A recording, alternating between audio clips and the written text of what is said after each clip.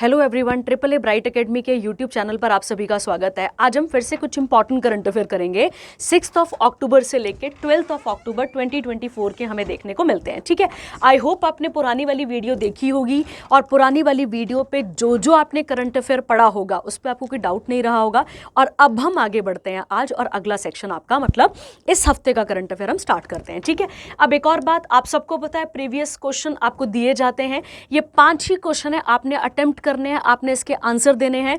बहुत अच्छी बात है और बहुत अच्छा लगता है जब आप इसका रिप्लाई करते हैं, क्योंकि आपको भी पता है बेटा कि कितना पढ़ना जरूरी है, आपको भी पता है कि एग्जाम कितने जरूरी हैं, और आपके लिए वही क्वेश्चन यहाँ पे डाले जाते हैं जो कि बहुत बहुत इंपॉर्टेंट है। अगर आप नोटिस कर पा रहे होंगे तो लिखा है नेक्स्ट कॉमनवेल्थ गेम्स। मैंने आपको बोला भी था, क्लासेस में भी क्लियर कराए कि जो क्वेश्चन प्रपोज्ड होता है, ठीक है, जो क्वेश्चन मतलब जो ऐसा करंट अफेयर जो प्रपोज्ड होता है वो बाय डिफॉल्ट पेपर के लिए इंपॉर्टेंट रहता है। वो इस साल भी बन सकता है, वो आपके पास अगले साल भी बन सकता है। ठीक है, तो आपके लिए ऐसे क्वेश्चन बहुत इंपॉर्टेंट हो जाते हैं। तो ये आप देख लेंगे इसके साथ का और आप इसका आंसर देंगे।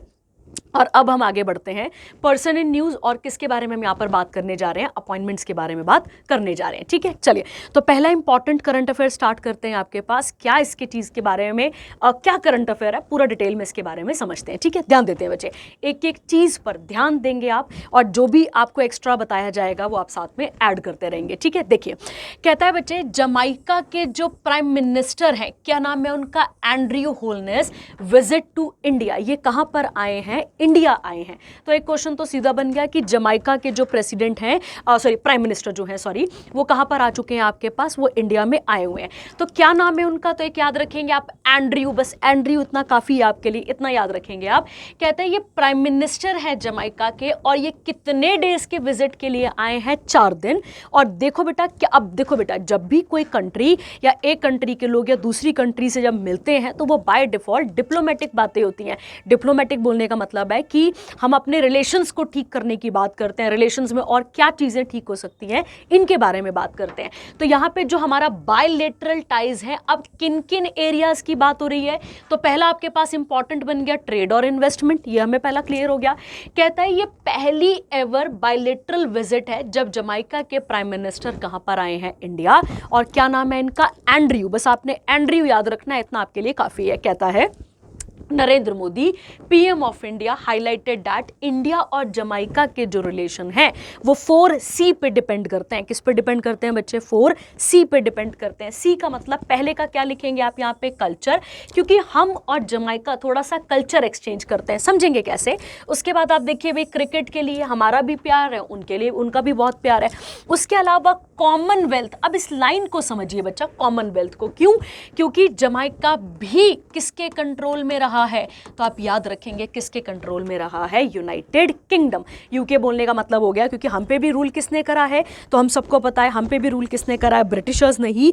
और इनके ऊपर भी रूल किसने करा है बच्चे, तो आप याद रखेंगे ब्रिटिशर्स ने ही इनके ऊपर भी रूल किया हुआ है। ठीक है, और याद रखेंगे आप एक और बात कि जिन कंट्रीज पे ब्रिटिशर्स ने रूल करा था उन कंट्रीज को कॉमनली क्या कहा जाता है, उनको कॉमनवेल्थ कंट्रीज कहा जाता है। ठीक है, कॉमनवेल्थ गेम्स भी होते हैं, ये कॉमनवेल्थ कंट्रीज की बात हो रही है, ध्यान रखना है आपने। ठीक है, उसके अलावा अच्छा, अगर पेपर में कोई क्वेश्चन बनेगा नहीं, पर इन जनरल आपको पता होना चाहिए कि 1962 में, ठीक है, किसे आजाद किया गया था, जमाइका को आजाद किया गया था, किसके द्वारा, यूके के द्वारा। और हम कब आजाद हुए, तो हम सबको पता है 15 अगस्त 1947 को, हमें अपना पता है। ठीक है, चलिए ये क्लियर हो गया आपके पास। उसके अलावा कैरेबियन आइलैंड, मतलब जो कैरेबियन एरिया है इसके आसपास का, उसके बारे में यहाँ पर बात की जा रही है।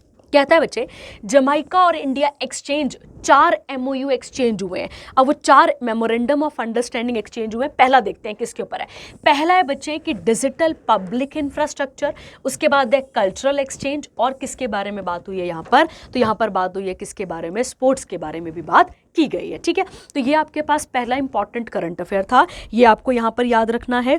और इसके साथ अगला क्या बनता है, जमाइका की कैपिटल क्या आ जाएगी आपके पास, किंगस्टन, और कॉन्टिनेंट कौन सा आ जाता है आपके पास, नॉर्थ अमेरिका। ठीक है, कोई घबराने की बात नहीं है, सीधा करंट अफेयर था, कोई इसमें घुमाने वाली बात नहीं थी। ठीक है, अब हम एक चीज यहां से फैक्चुअल सीख सकते हैं, वो फैक्चुअल ये है बच्चे कि हम और जमाइका नाम का ना मतलब नॉन अलाइंड जो मूवमेंट है, ठीक है, हम उसके मेंबर हैं और प्लस हमारे साथ कौन उसका मेंबर है, तो आपको याद रखना है कौन मेंबर है उसका, जमाइका भी है, ठीक है। उसके अलावा जो G77 है, ग्रुप ऑफ 77 है, उसके मेंबर हम भी हैं और प्लस कौन है आपके पास, तो आपको याद रखना है कौन है उसके अलावा, जमाइका भी है, ठीक है। और इसके अलावा और कोई इंपॉर्टेंट चीज़ इस पर बन नहीं रही है, ये आपको यहाँ पर याद रखना है, ठीक है। और अगर हम बात करते हैं, इतना सा आप याद रखेंगे, इसमें इतना इंपॉर्टेंट है आपके लिए, ठीक है। चलिए आगे बढ़ते हैं सेकंड इंपॉर्टेंट करंट अफेयर पे। कहता है ट्यूनेशिया के प्रेसिडेंट, अब ध्यान देते हैं बच्चे, क्या पूछा गया हमसे यहाँ पे, पूछा गया है कि जो ट्यूनेशिया के जो प्रेसिडेंट हैं उनका अपॉइंटमेंट हुआ है, वो देख लेते हैं और उनके बारे में बात कर लेते हैं, ठीक है। देखिए कहता है ट्यूनेशिया के जो प्रेसिडेंट है, क्या नाम है इनका, तो कियास सैयद याद रख सकते हैं आप सैयद करके याद रखो, काफी रहेगा आपके लिए। Has secured a second 5-year term as Tunisia's leader in an election marked by both overwhelming numbers and significant corners. मतलब ये जीत चुके हैं, सीधी सीधी बात है। और कितना यहाँ पे वोटिंग रेट है, तो ये हमें कभी नहीं याद रखना बच्चे, हमारे पेपर में कभी नहीं पूछेगा इसके बारे में, तो हम यहाँ पे क्यों टाइम वेस्ट करें। अब अगर आपने नोटिस करा होगा तो यहाँ पे एक लाइन लिखी हुई है बच्चा, वो लाइन क्या लिखी हुई है यहाँ पे, जैस्मीन रेवोल्यूशन। क्या नाम लिखा है बच्चे यहाँ पे, जैस्मीन रेवोल्यूशन। ध्यान देंगे और ध्यान से आप इसके बारे में पूरा का पूरा टिक करेंगे, ठीक है।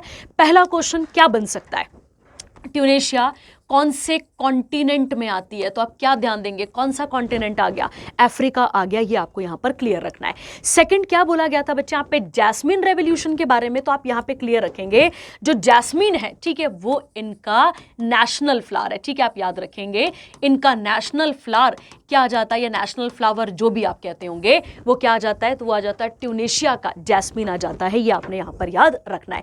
2011 में क्या हुआ था ट्यूनेशिया में, तो आपको याद रखना है जैसे पॉवर्टी हो गया, अनएम्प्लॉयमेंट हो गया, इन्फ्लेशन हो गया, इसके कारण वहां पर एक बहुत जोरों शोरों से एक लीडर था जो डिक्टेटर बन चुका था, और उस लीडर का नाम क्या था बच्चे, ज़ाइने अल अबीदीन बिन अली, ठीक है। ये बहुत डिक्टेटर पे चला गया था और इसको निकालने के लिए उन्होंने इस तरह का एक प्रोग्राम चलाया था या रेवोल्यूशन चलाया था। उस रेवोल्यूशन को नाम दिया गया था जैस्मिन रेवोल्यूशन। क्या नाम दिया गया था बेटा उसको, जैस्मिन रेवोल्यूशन। ये आपने यहां पर क्लियर रखना है, ठीक है।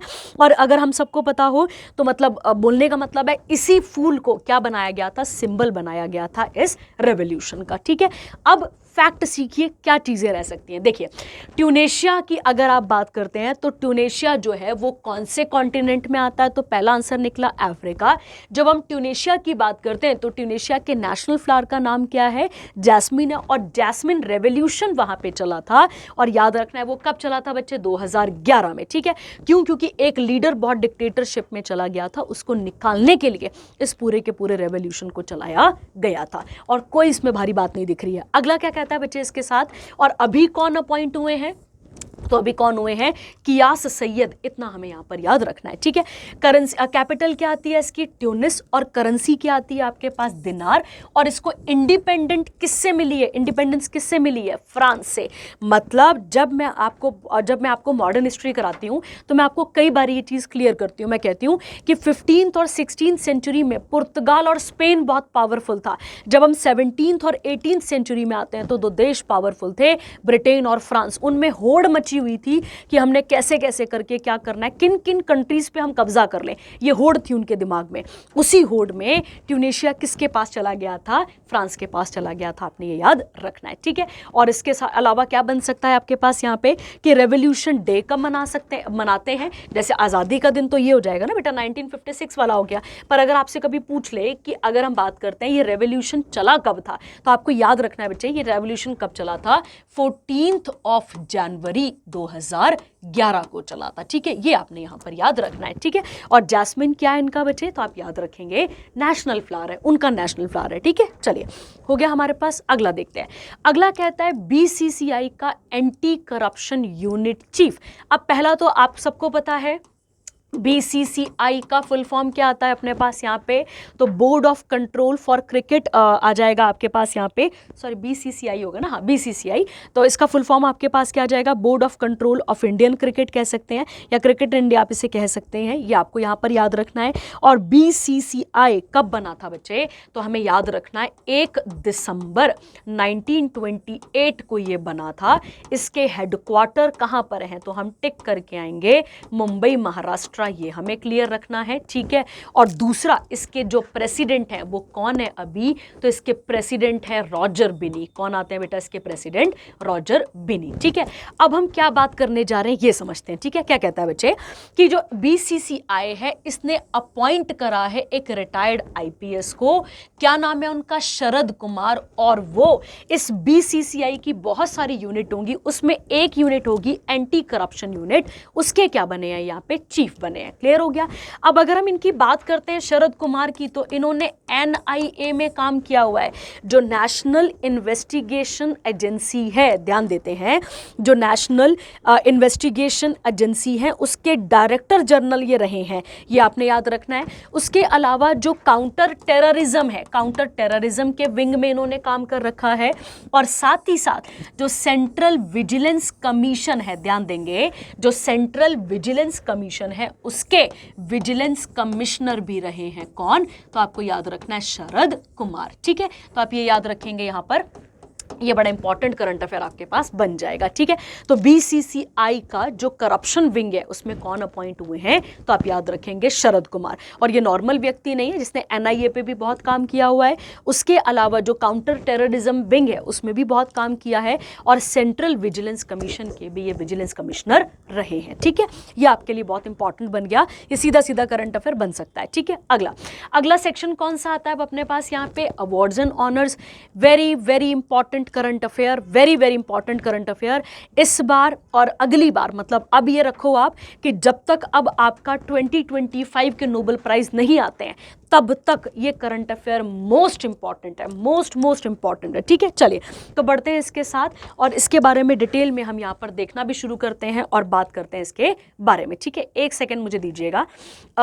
हाँ देखिए, अब पहले नोबेल प्राइज के बारे में पढ़ लेते हैं, ठीक है, डिटेल में, और उसके बाद शुरू करते हैं हम अपने करंट अफेयर को, ठीक है। क्योंकि फिर तो हमें यही पढ़ना होगा ना किसको किस किस फील्ड में मिला है। और अगर आपको पता हो बच्चे, तो ब्राइट एकेडमी की जो आपको बुक दी गई है GK की, उसके जो शुरू के 70 पेज है, ठीक है, उसमें भी आपको एक पूरी लिस्ट दी गई है कि कौन कौन से इंडियंस थे उनको क्या दिया गया था, नोबेल प्राइज दिया गया था, ठीक है। समझते हैं और स्टार्ट करते हैं। देखिए क्या कहता है बच्चे, यहाँ पर एक एक चीज को समझेंगे, यहाँ पे जो जो क्वेश्चन बन सकता है, फिर हम करंट अफेयर पे चलते हैं, ठीक है। ध्यान देते हैं बच्चे। कहता है about the Nobel Prize, unlike the original Nobel Prizes in field like physics, chemistry, medicine, literature, peace which were established by Nobel's will, and the Nobel Prize in Economic Science is not one of the original Nobel Prizes, ठीक है। अब मैं आपको बहुत ही easy भाषा में समझाती हूँ ये लाइन क्या लिखी हुई है, ठीक है। ध्यान दो, आपको याद है हम कॉन्स्टिट्यूशन पढ़ते हैं, हम कॉन्स्टिट्यूशन के अंदर एक लाइन पढ़ते हैं ओरिजिनली। क्या मतलब होता है ओरिजिनली का, जब संविधान बना था, तो वैसे ही समझो कि जब नोबेल प्राइज बना था तो ये सारे फील्ड तो उसके अंदर थे, पर कौन सा उसके अंदर फील्ड नहीं था, इकोनॉमिक साइंसेज उसके अंदर नहीं था। ये बात क्लियर हो गई आपके पास, ध्यान देंगे इस बात पे, ठीक है। ये बड़ा इंपॉर्टेंट है आपके पास, ये आपको याद रखना है, ठीक है। मतलब जब नोबेल प्राइज बनते हैं, जब नोबेल प्राइज क्या करते हैं बच्चा, जब नोबेल प्राइज बनते हैं तो उसमें कौन सी चीज नहीं आती थी, ये आपको समझना है। उसमें इकोनॉमिक साइंसेज ऐड नहीं हुआ था। तो इनिशियली किस किस फील्ड में दिया जाता था Nobel prize, physics, chemistry, medicine, literature, और किस में दिया जाता था, पीस में इसको दिया जाता था। और इकोनॉमिक्स वाला कब ऐड हुआ है, तो आप याद रखेंगे 1968 में से क्या किया गया था, ऐड किया गया था। आई थिंक ये बात समझ में आई पहले आपको, अब समझते हैं। कहता है नोबेल डे कब मनाया जाता है बच्चे, 10 दिसंबर को हर साल, क्योंकि किसकी डेथ एनिवर्सरी मनाई जाती है यहाँ पे, तो एल्फ्रेड नोबेल की। और कौन थे ये एल्फ्रेड नोबेल बेटा, ये वही व्यक्ति हैं जिन्होंने इन्वेंशन करा था, किसका, इन्वेंशन ऑफ डायनामाइट, ठीक है। तो डायनामाइट का जो इन्वेंशन करने वाला व्यक्ति कौन हुआ, तो आप याद रखेंगे एल्फ्रेड नोबेल हुआ। और ये प्राइज उन्हीं के नाम पर दिया जाता है, और ये बहुत ही प्रेस्टिजियस अवार्ड है, ध्यान रखना, ठीक है। और ये बनाए कब गए थे, तो 1895 में इनको बनाया गया था, मतलब 1895 में। बाकी सब सब्जेक्ट आते थे, सॉरी कौन सा नहीं आता था यहाँ पे, इकोनॉमिक साइंसेज नहीं आता था। क्लियर हो गया आपके पास यहाँ तक का। अगला, और इनको डिस्ट्रीब्यूट कब से किया गया है, तो आप याद रखेंगे 1901 से इनको डिस्ट्रीब्यूट किया गया है, ठीक है। यहाँ तक क्लियर हुआ। अब ये समझते हैं, कहता है who select the Nobel prize laureates. अब यहाँ पे क्वेश्चन बन गया कि कौन इनको डिसाइड करता है कि इन पर्सन को दिया जाएगा, तो कहता है Alfred Nobel specifically designated the institution responsible for the prizes he wish to be establish, ठीक है। तो एक डिपार्टमेंट बना हुआ है, एक कमेटी बनती है, ग्रुप बनता है इसके लिए। अगला, अब देखिए बच्चा, अब ये बहुत बहुत इंपॉर्टेंट है क्योंकि आप यहीं पे गड़बड़ करेंगे सारे के सारे, ध्यान दीजिएगा। कहता है जो रॉयल स्वीडिश एकेडमी है फॉर साइंसेज, वो किसके लिए नोबेल प्राइज देती है, ध्यान देंगे, फिजिक्स और केमिस्ट्री, मतलब फिजिक्स और केमिस्ट्री में जो नोबेल प्राइज मिलता है वो किस बॉडी के द्वारा दिया जाता है, Royal Swedish Academy of Science के द्वारा दिया जाता है। अगला कहता है Karolinska Institute for the Nobel Prize किस में बच्चा, फिजियोलॉजी और किस में दिया जाता है, मेडिसिन में। तो फिजिक्स और केमिस्ट्री रॉयल, ऐसे याद कर लो, ठीक है। और फिजियोलॉजी और मेडिसिन, मेडिसिन खाओ ना करो, ऐसे कुछ याद कर लो, ठीक है। कोरोना से याद कर लो इसको। कहता है जो स्वीडिश एकेडमी है वो किसके लिए देती है बच्चा, अवार्ड लिटरेचर के लिए। A committee of 5 person to be elected, और कौन करता है ये, तो ये नॉर्वे की पार्लियामेंट इसको बनाती है, जो कि किसे डिस्ट्रीब्यूट करने का काम करता है, नोबेल पीस प्राइजेस को, ठीक है। Royal Swedish Academy of Sciences were given the task to select laureates in economic sciences starting in 1969, ठीक है। याद रखना है 68 में बनाए और डिस्ट्रीब्यूट कब हुआ है, 1969 में। आई थिंक आपको पहले ये बात बहुत क्लियर रखनी थी क्योंकि यही सबसे इंपॉर्टेंट था आपको समझने के लिए, ठीक है। अब हम एक एक चीज़ करके करते हैं जहाँ से हमने इसको शुरू करा था, ठीक है। हमने अवार्ड्स वाला सेक्शन छोड़ा था ना, अब यहाँ से बढ़ते हैं, ठीक है। अब आपको समझ में आएगा कि क्या क्या चीज़ें हम यहाँ पर बोल रहे थे, ठीक है। देखिए कहता है बच्चे यहाँ पर, अब समझते हैं, ठीक है। नाम बड़े अटपटे से हैं, कोई नमोनिक बना लेना इनका, ठीक है। विक्टर विक्टर, चलो ये नाम तो याद भी हो जाएगा। देखिए कहता है नोबेल प्राइज किस फील्ड में दिया गया है, तो यहाँ पर याद करते हैं। पहला कौन सा लिखा हुआ है आपके पास, फिजियोलॉजी, और कौन सा आता है आपके पास यहाँ पे, मेडिसिन आता है, ध्यान देंगे। कहता है बच्चे जो विक्टर एम्ब्रोस है, विक्टर एम्ब्रोस एक अमेरिकन डेवलपमेंटल बायोलॉजिस्ट हैं, ध्यान रखना। और गैरी ब्रूस, ठीक है। तो विक्टर गैरी, या गैरी की विक्ट्री हो गई है, ऐसे याद कर लो, ठीक है। गैरी की विक्ट्री हो गई है, ठीक है, ऐसे याद कर लो। Gary Bruce Ruvkun and American molecular biologist, इन दोनों को जॉइंटली क्या दिया गया है, नोबेल प्राइज दिया गया है। अब एक क्वेश्चन और, क्या नोबेल प्राइज मरने के बाद दिया जाता है, बिल्कुल नहीं, ध्यान रखना। जैसे भारत रत्न मरने के बाद दिया जाता है, वैसे ये वाला प्राइज नहीं दिया जाता है, याद रखना है, ठीक है। क्लियर है सबके पास। अगला कहता है और कौन देता है, तो अभी मैंने आपको बताया था करलोन्सिका, ठीक है। तो कोरोना से आप याद रखें, मेडिसिन कोरोना से आप याद कर सकते हैं, ठीक है। और किसकी विक्ट्री हुई है बेटा, तो गैरी की विक्ट्री हुई है, आप ऐसे करके याद कर सकते हैं। They were honoured for the discovery of micro RNA and its role in post transcriptional gene regulation, ठीक है। ये आप इसके साथ यहाँ पर पढ़ सकते हैं, ठीक है। अब क्या फील्ड है, इनको हम डिटेल में नहीं पढ़ने जाएंगे क्योंकि बहुत ही लंबा चला जाएगा फिर सारा काम, ठीक है। अच्छा, अब क्वेश्चन बनता है यहाँ से, पहला इंडियन कौन था जिसको हमने क्या दिया था बच्चे, यहाँ पे जिसको हमने क्या प्रोवाइड करा था, इंडियन, मतलब पहला इंडियन जिसको फिजियोलॉजी और मेडिसिन में क्या दिया होगा, भारत रत्न, अब सॉरी भारत रत्न नहीं, नोबेल प्राइज दिया होगा, ठीक है। ध्यान देते हैं बच्चे, इसका आंसर हमारे पास क्या बनेगा, हरगोविंद सिंह खुराना। क्या नाम आएगा बच्चे यहाँ पे, हरगोविंद सिंह खुराना, ये आपने यहाँ पर याद रखना है, ठीक है।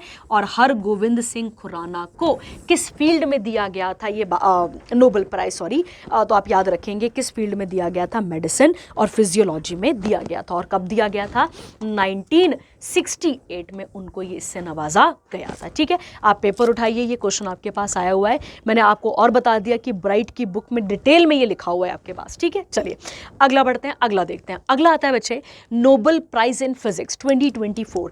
तो अमेरिकन फिजिस्ट हैं, क्या नाम है इनका, John Hopfield, and the British Canadian computer scientist Geoffrey E Hinton, इनको क्या मिला है जॉइंटली। तो याद रखेंगे, वैसे तो मैक्सिमम 3 लोगों को ये दिया जा सकता है, तो यहाँ पे 2 ही है, कोई भारी बात नहीं है, ठीक है। और कौन प्रोवाइड कर रहा है, अभी आपने पीछे पढ़ा था बच्चे, कौन प्रोवाइड करेगा, royal Swedish Academy of sciences, ठीक है। तो इन्होंने क्या क्या चीजें डिस्कवर करी है, किसके लिए इनको दिया जा रहा है, for foundational discoveries inventions that enable machine learning with artificial neural networks, ठीक है। और देखो प्राइज अमाउंट क्या है यहाँ पर, तो 11 मिलियन स्वीडिश कोरोनर, मतलब ये करेंसी का नाम है, इसमें इनको दिया जा रहा है, ठीक है। क्लियर हो गया आपके पास। अब क्वेश्चन फिर क्या बनता है अपने पास, पहले इंडियन कौन हुए, तो पहले इंडियन कौन हुए, सीवी रमन। कौन हुए बच्चे यहाँ पे, सीवी रमन, और उनको कब दिया गया था ये अवार्ड, तो आप याद रखेंगे 1930 में, ठीक है। सीखना है बच्चे, साथ में ऐड जरूर करना है। अगर हम वर्ल्ड का कुछ याद कर रहे हैं तो इंडिया का भी हमें साथ में पता होना चाहिए, ताकि हम कोई गड़बड़ ना करें पेपर में, ठीक है। चलिए अगला बढ़ता है। अगला क्या आता है बच्चे, अब आता है नोबेल प्राइज इन केमिस्ट्री। अब केमिस्ट्री में 2024 में किसे दिया गया है, तो वो हम देखने जा रहे हैं यहाँ पर, और इसके साथ देख लेते हैं कि क्या क्वेश्चन बनता है, ठीक है। देखिए कहता है अमेरिकन बायोकेमिस्ट, क्या नाम है इनका, डेविड बेकर और डेमिस हसाबिस, ठीक है। चलो अब हंसी आ गई, या बेकार की हंसी है, बेकार हंसी याद कर सकते हो। The CEO of DeepMind Technologies Limited, subsidiary किसकी है, गूगल की, and American chemist John Jumper were jointly awarded the Nobel prize. तो आप एक चीज़ और नोटिस कर रहे होंगे, 2 लोगों को इकट्ठा क्या मिल रहा है यहाँ पर, अवार्ड मिल रहा है, ये ध्यान रखना। और कितने लोगों को मिल सकता है, मैक्सिमम अप टू 3 पीपल, याद रखेंगे, ठीक है। और क्यों मिल रहा है बच्चे इनको, for computational protein design and ये देख लेंगे फॉर प्रोटीन स्ट्रक्चर प्रिडिक्शन, ठीक है। इन सब चीज़ों के लिए इनको दिया जा रहा है, ठीक है। अब पहले इंडियन कौन हुए, तो आप याद रखेंगे पहले इंडियन कौन हुए, तो उनका नाम हुआ वेंकटा रमन, ठीक है। क्या नाम आता है उनका, वेंकटा रमन राधाकृष्णन। क्या नाम आता है, वेंकटा रमन राधाकृष्णन, ये आपने याद रखना है। और केमिस्ट्री की फील्ड में इन्हें कब दिया गया था अवार्ड, या नोबेल प्राइज कब दिया गया था, 2009 में, ठीक है। तो हम साथ में इंडियन वाला जरूर सीख रहे हैं, क्योंकि पेपर के लिए बड़ा इंपॉर्टेंट है।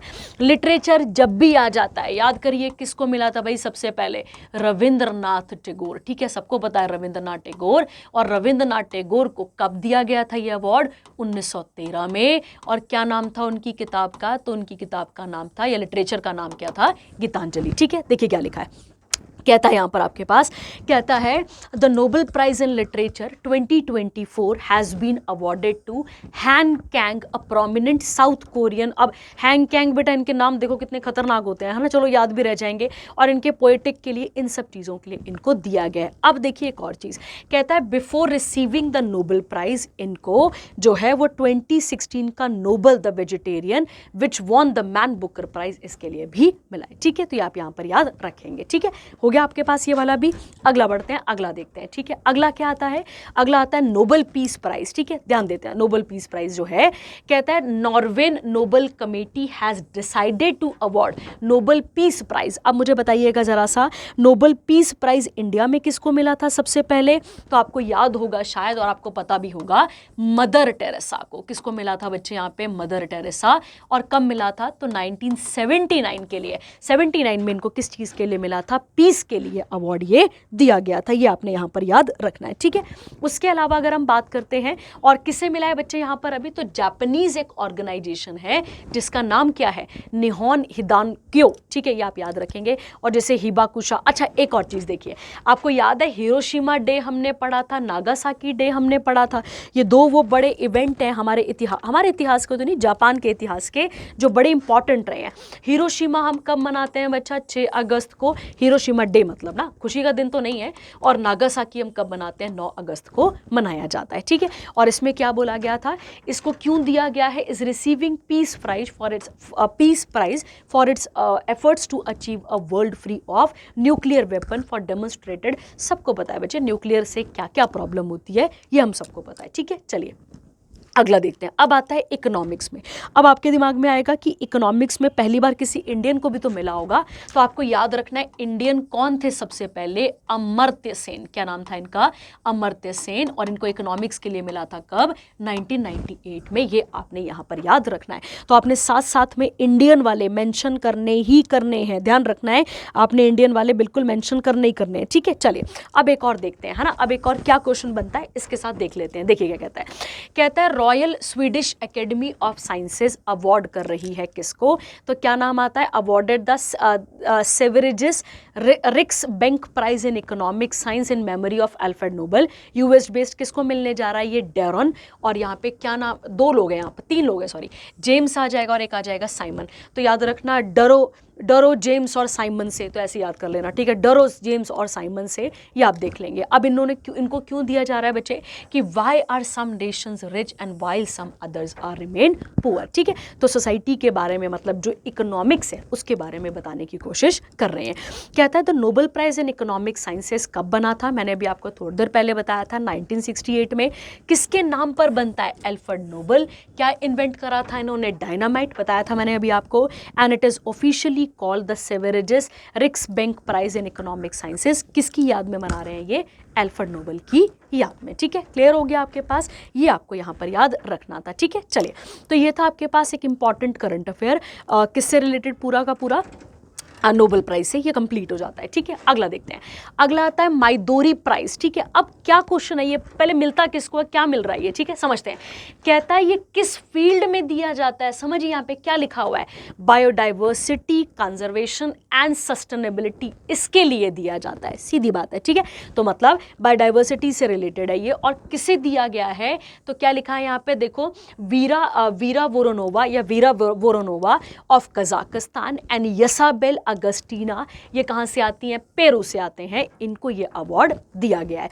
ये अवार्ड कब दिया जाता है, every 2 years by AEON environmental foundation and secretariat of the convention on biological diversity. क्या क्या इसमें रहता है ये आप इसके साथ देख लेंगे, ठीक है, इसमें कोई भारी बात नहीं थी। चलिए अगला देखते हैं 2025 नेशनल अनुभव अवार्ड्स दिए जाएंगे, ठीक है। अब अनुभव का मतलब क्या होता है बच्चे, एक्सपीरियंस होता है इसका मतलब जो आपने एक्सपीरियंस फेस करा होगा उसी के बेसिस पे ये अवार्ड अब यहाँ पे दिया जा रहा है। ध्यान से समझते हैं, एक एक चीज पकड़ते हैं, ठीक है, समझते हैं। देखिए कहता है बच्चे, जो नेशनल अनुभव अवार्ड स्कीम जो लाई गई है वो किसके लिए लाई गई है, ताकि जो रिटायरिंग और रिटायर्ड गवर्नमेंट एम्प्लॉयज हैं वो एनकरेज कर सकें और अपने जो एक्सपीरियंस है, जो अपने तरीके हैं काम करने के, उसको क्या कर सकें, बता सकें यहाँ पे, ठीक है। कहता है employees of the central government और जो पेंशनर्स होंगे वो अपनी स्टोरी सबमिट कर सकते हैं, कब, 31 मार्च 2025 से पहले। फिर इसको पढ़ा जाएगा, फिर इसके साथ बहुत मतलब फिर आपको बताया, मतलब आपको ये अवार्ड दिया जाएगा, ठीक है। आप तो अभी गवर्नमेंट सर्वेंट बनेंगे ना, फिर उसके बाद कहता है बच्चे इसे कौन हेड कर रहा है, देखिए क्या लिखा है, कहता है department of pension and pensioners welfare, ये आपने याद रखना है। और कहता है under the Ministry of personnel, अगर आपको पता हो तो मिनिस्ट्री ऑफ पर्सोनल किसके पास आती है, कौन इसे हेड करता है, तो आप याद रखेंगे प्रधानमंत्री इसको हेड करते हैं। The platform Anubhav allows retired government employees to share their experiences and significant achievement, जो भी उन्होंने अपने सर्विस के दौरान करी होगी, ठीक है। कोई भारी बात नहीं है, इसमें भी सीधा सीधा करंट अफेयर है, कोई घुमाने वाला करंट अफेयर नहीं है, ये आपको यहाँ पर सीखना था इसके साथ का, ठीक है। चलिए आगे बढ़ते हैं इसके बाद, और अगला करंट अफेयर देखते हैं, ये हम यहाँ पे जोड़ लेते हैं, ठीक है। चलिए अगला आता है कौन सा वाला, अगला देखते हैं। अच्छा ये लिखा हुआ है द प्लेटफॉर्म कॉन्ट्रीब्यूट्स, देख लेंगे ये आप इसके साथ पढ़ लेंगे, ठीक है। मतलब जो भी प्रॉब्लम्स आई आपने उसको और कैसे टैकल करा, सब कुछ। कहता है 59 अनुभव अवार्ड्स हैं, 19 ज्यूरी सर्टिफिकेट हैं जिनको अवॉर्डेड किया जाएगा, और उसके बाद आता है यहाँ पर to motivate more people to participate, और ये एनुअल अवार्ड स्कीम कब लाई गई थी, 2015 में, ठीक है। चलिए हो गया, अगला बढ़ते हैं। अगला कौन सा सेक्शन आता है हमारे पास यहाँ पे, नेशनल, और बात करते हैं इसके बारे में भी, ठीक है। ध्यान देते हैं बच्चा, ठीक है। आप सबको पता है कि जीआई टैग क्या होता है। जीआई टैग को हम ज्योग्राफिकल इंडिकेशन भी कहा जाता है, मतलब ये उस जगह की खासियत, उस प्रोडक्ट की खासियत के बारे में हमें बताता है, उसकी यूनिकनेस के बारे में हमें बताता है। समझते हैं, देखिए क्या कहता है। कहता है ज्योग्राफिकल इंडिकेशन रजिस्ट्री। अब सीधा सीधा क्वेश्चन बन जाएगा, ये इसका मतलब हेड कहाँ पर है या फिर ये कहाँ पर है, तो आप याद रखेंगे Chennai Tamil Nadu, under the department of promotion of industry and internal trade, ministry of commerce and industry के अंदर ये आता है। और हम सबको पता होना चाहिए कि कौन है इसके हेड, तो इसके हेड कौन है, हम सबको पता है पीयूष गोयल है, ठीक है। हम पिछले करंट अफेयर में भी ऐसे कुछ बात कर चुके हैं पहले, ठीक है। कहता है बच्चे 8 प्रोडक्ट कहाँ के हैं बेटा, असम के। कहाँ के हैं, असम के, ठीक है। असम जब भी आएगा एक रिवर हमारे दिमाग में स्ट्राइक करेगी, रिवर का नाम क्या होगा, ब्रह्मपुत्रा। ये वही ब्रह्मपुत्रा है जिसके ऊपर एक आइलैंड बनता है और उस आइलैंड का नाम क्या है, मजौली। क्या नाम है इसका, मजौली। और मजौली कैसा आइलैंड है, तो आप याद रखेंगे रिवराइन। रिवराइन मतलब नदी के ऊपर बनने वाला, वैसे तो समुद्रों में देखे जाते हैं, बट अगर हम बात करें तो रिवराइन आइलैंड हमें ये देखने को मिलता है। क्लियर हो गया। अब कहता है वो 8 प्रोडक्ट कौन कौन से हैं, तो पहले का नाम पढ़ते हैं। पहले का नाम है जाऊ, अब नाम थोड़े से प्रोनाउंसिएशन गड़बड़ हो सकती है। पहला कौन सा आता है आपके पास, जाऊ रम, ठीक है, जाऊ रम। अब रम से याद रखो बेटा, रम से याद रखो, ये एक्चुअली में राइस बियर है, ठीक है। जो राइस होते हैं ना, चावल से बनने वाली बियर है, उसके बारे में ये बात कर रहा है। उसके बाद है माई बरा जाऊ बिदवी, ठीक है। बिदवी, अभी नाम बहुत खतरनाक से हैं, ठीक है। ये भी ड्रिंक ही है, ये भी आपको याद रखना है, और ये एक प्रकार की वेलकम ड्रिंक है, ठीक है। माई बराउ जाओ, अब ये उस तरीके से आप याद रखेंगे, ठीक है। उसके बाद है, उसके बाद क्या आता है अगला नाम आपके पास, जाऊ गिशी। क्या नाम है इसका यहाँ पे, जाऊ गिशी। ये भी राइस बेस्ड एल्कोहल है। अगेन ये क्या भी आ जाता है आपके पास, ये भी ड्रिंक आ जाती है, आपने यहाँ पर याद रखना है। उसके बाद आता है नफहम। नफहम क्या है, फर्मेंटेड फिश है, ये तो सीधा सीधा लिखा हुआ है आपके पास, ठीक है। उसके बाद है औंदला। क्या नाम है इसका यहाँ पे, इसे औनला भी कहते हैं, औंदला भी कहते हैं, ये आपने देखना है। और ये एक क्या है बच्चा, तो आप याद रखेंगे ये है क्या है, एक मतलब राइस कड़ी है ये, ठीक है। राइस करी आप इसे लिख सकते हैं, ये आपके पास यहाँ आपको देखने को मिलता है। उसके बाद क्या आता है आपके पास, ग्वाखा और ग्वाखवी। क्या नाम आता है यहाँ पे, ग्वाखवा, और क्या आता है इसका नाम यहाँ पर आपके पास, ग्वाखवी। ये कोई डिश होती है बच्चे, आप याद रखेंगे, ये डिश आ जाएगी आपके पास। उसके बाद क्या आ जाता है यहाँ पे, नार्जी। नार्जी जूट के पत्तों से बनने वाली कोई डिश कह सकते हो। और उसके बाद क्या लिखा है अपने पास अगला यहाँ पे, अरुनई। क्या लिखा है यहाँ पे, अरुनई। और अरुनई एक वोवन मतलब सिला हुआ कपड़ा होता है, ये आपको यहाँ पर देख लेना है, ठीक है। कहता है these include traditional food items and unique varieties of rice beer reflecting the practices of Bodo tribe of Assam. अगर आप सबको पता हो, बोडो ट्राइब एक बहुत बहुत इंपॉर्टेंट और एक बहुत फेमस ट्राइब है, जो कि न्यूज़ में भी रही है पहले भी, ठीक है। चलिए आप मुझे बताएंगे, क्या 6th शेड्यूल के अंदर असम आता है, ध्यान देंगे। क्या 6th शेड्यूल के अंदर, जो इंडियन कॉन्स्टिट्यूशन का 6th शेड्यूल है, क्या उसके अंदर असम आता है या नहीं आता है, ठीक है। और अगर हमसे पूछा जाए कि असम के सीएम कौन है, तो हमें याद रखना है हेमंत विश्व शर्मा। देख लेंगे आप, हेमंत विश्व शर्मा, ठीक है, ये आपने याद रखना है। और उसके अलावा अभी गवर्नर कौन है वहाँ पर, तो अभी गवर्नर कौन आते हैं हमारे पास, हमें याद रखना है लक्ष्मण आचार्य यहाँ पर गवर्नर आते हैं, ठीक है। चलिए अगला बढ़ते हैं, अगला देखते हैं। अगला आता है FCI लॉन्चेस अन्न दर्पण। अगर आपको याद हो तो एक उड़ीसा में राइस ATM भी आया था जिसका नाम क्या था, अन्न पूर्ति, याद है कुछ, या अन्न ATM अगर आपको याद हो तो, वैसी अन्न दर्पण आया हुआ है, ठीक है। देखते हैं क्या नाम है इसका और क्या क्या चीज़ें इसके बारे में बोली जा रही है, ठीक है। देखिए कहता है फूड कॉरपोरेशन ऑफ इंडिया। पहला क्वेश्चन आपके पास, फूड कॉरपोरेशन ऑफ इंडिया की जब भी हम बात करते हैं बच्चा, ये एक स्टैट्यूटरी बॉडी है। कैसी बॉडी है आपके पास, ये एक स्टैट्यूटरी बॉडी है जो कि कब बनी थी, 1965 में। ध्यान रखेंगे आप, स्टैट्यूटरी बॉडी है मतलब ऐसी बॉडी जिसको पार्लियामेंट ने एक्ट के द्वारा पास करके बनाया था, 1965 में बनी थी, याद रखना है आपने। और अगला क्या कहता है, ये तो क्लियर हो गया आपको। कहता है मिनिस्ट्री ऑफ कंज्यूमर अफेयर इसके पास आती है। कौन है मिनिस्टर अभी, तो अभी कौन है वो, प्रहलाद जोशी। कौन है बच्चा? ये कौन है? प्रहलाद जोशी, ये आपने यहाँ पर याद रखना है, ठीक है। अब क्या कहता है, ध्यान देंगे, इसमें क्या किया जाएगा? Comprehensive digital transformation. हम सबको बताए बच्चे कि इंडिया डिजिटलाइज की तरफ बहुत ही जोरों शोरों से क्या कर रहा है? बढ़ता जा रहा है, तो ये उसी के साथ एसोसिएटेड है। अब इसे क्या किया जाएगा? जो अभी तक का अनाज मतलब खेतों से अनाज मंडी में आएगा, फिर मंडी से वो गोदामों में जाएगा, फिर इस तरीके से डिस्ट्रीब्यूट होता है ना। जो पुराना वाला सप्लाई चेन मैनेजमेंट है उसको चेंज करा जाएगा। अब क्या लाया जाएगा? Depot online system with implementation of new micro services based integrated supply chain management, जिसका नाम क्या होगा बच्चे आपके पास? अन्न दर्पण, ठीक है।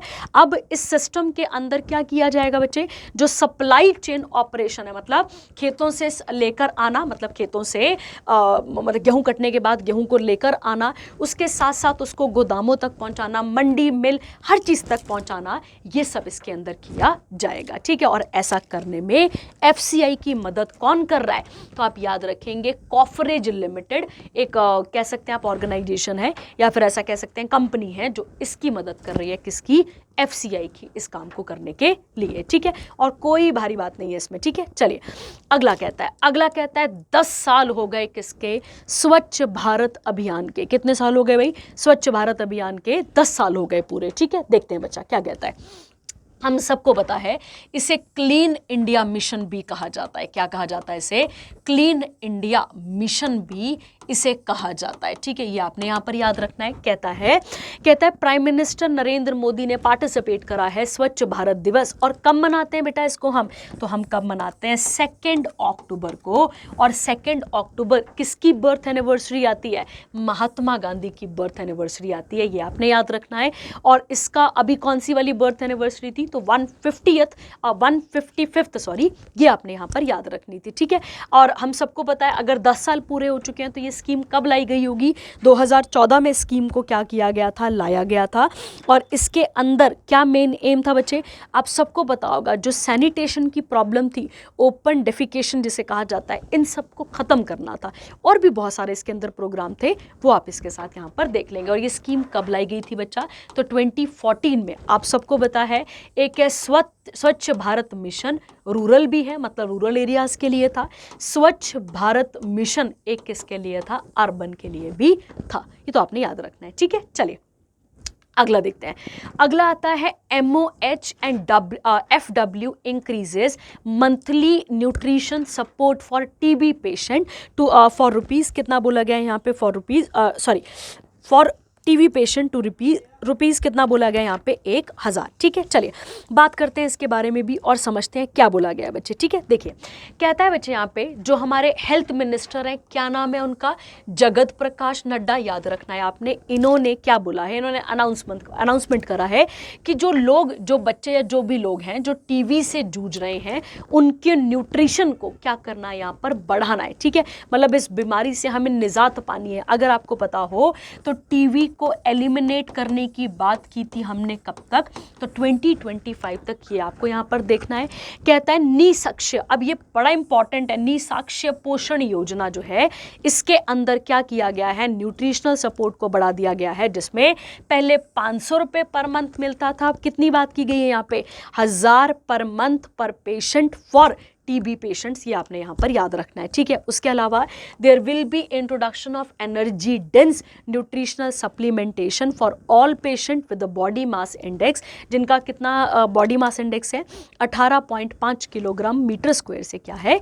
कम है, ठीक है। तो ये आप इसके साथ देख लेंगे। और इसके अलावा भारत सरकार ने ये स्कीम चलाई थी कि हमें TB को बिल्कुल एंड कर देना है, कब तक? 2025 तक, ये आपको याद रखना है। उसके अलावा एक और चीज़ चलाई गई थी, TB हारेगा तो देश जीतेगा, ठीक है। ये भी एक प्रोग्राम है भारत सरकार का जो TB के लिए चलाया गया था, ठीक है। चलिए एक और हो गया हमारे पास, अगला बढ़ते हैं। अगला आता है आपके पास कौन सा वाला सेक्शन? इंटरनेशनल, और इसके बारे में भी डिटेल में अच्छे तरीके से बात कर लेते हैं, ठीक है। चलिए बात करते हैं और समझते हैं क्या क्या करंट अफेयर इसके साथ हमारे पास बन सकता है, ठीक है। चलिए आते हैं।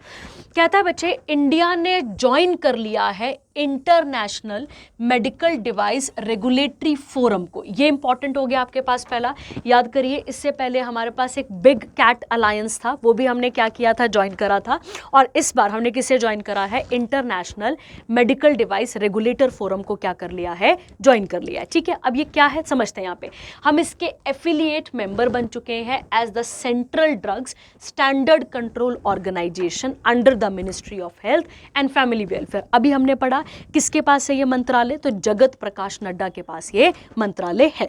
कहता है India's application for affiliated membership, अब ये 26 सेशन था इसका, तो हमने ये डिसाइड करा था। ठीक है, इसके बारे में कहता है membership open avenues for collaboration with regulatory authorities world wide. मतलब सीधी सीधी बात है, इसके अंदर जो ड्रग्स वगैरह हैं, ड्रग्स मतलब दवाइयों की बात हो रही है बेटा, उनको कंट्रोल करने के लिए ये सारी चीजें लाई गई हैं। ठीक है, IMDRF कब इस्टेब्लिश हुआ था, 2011 में, याद रखना है।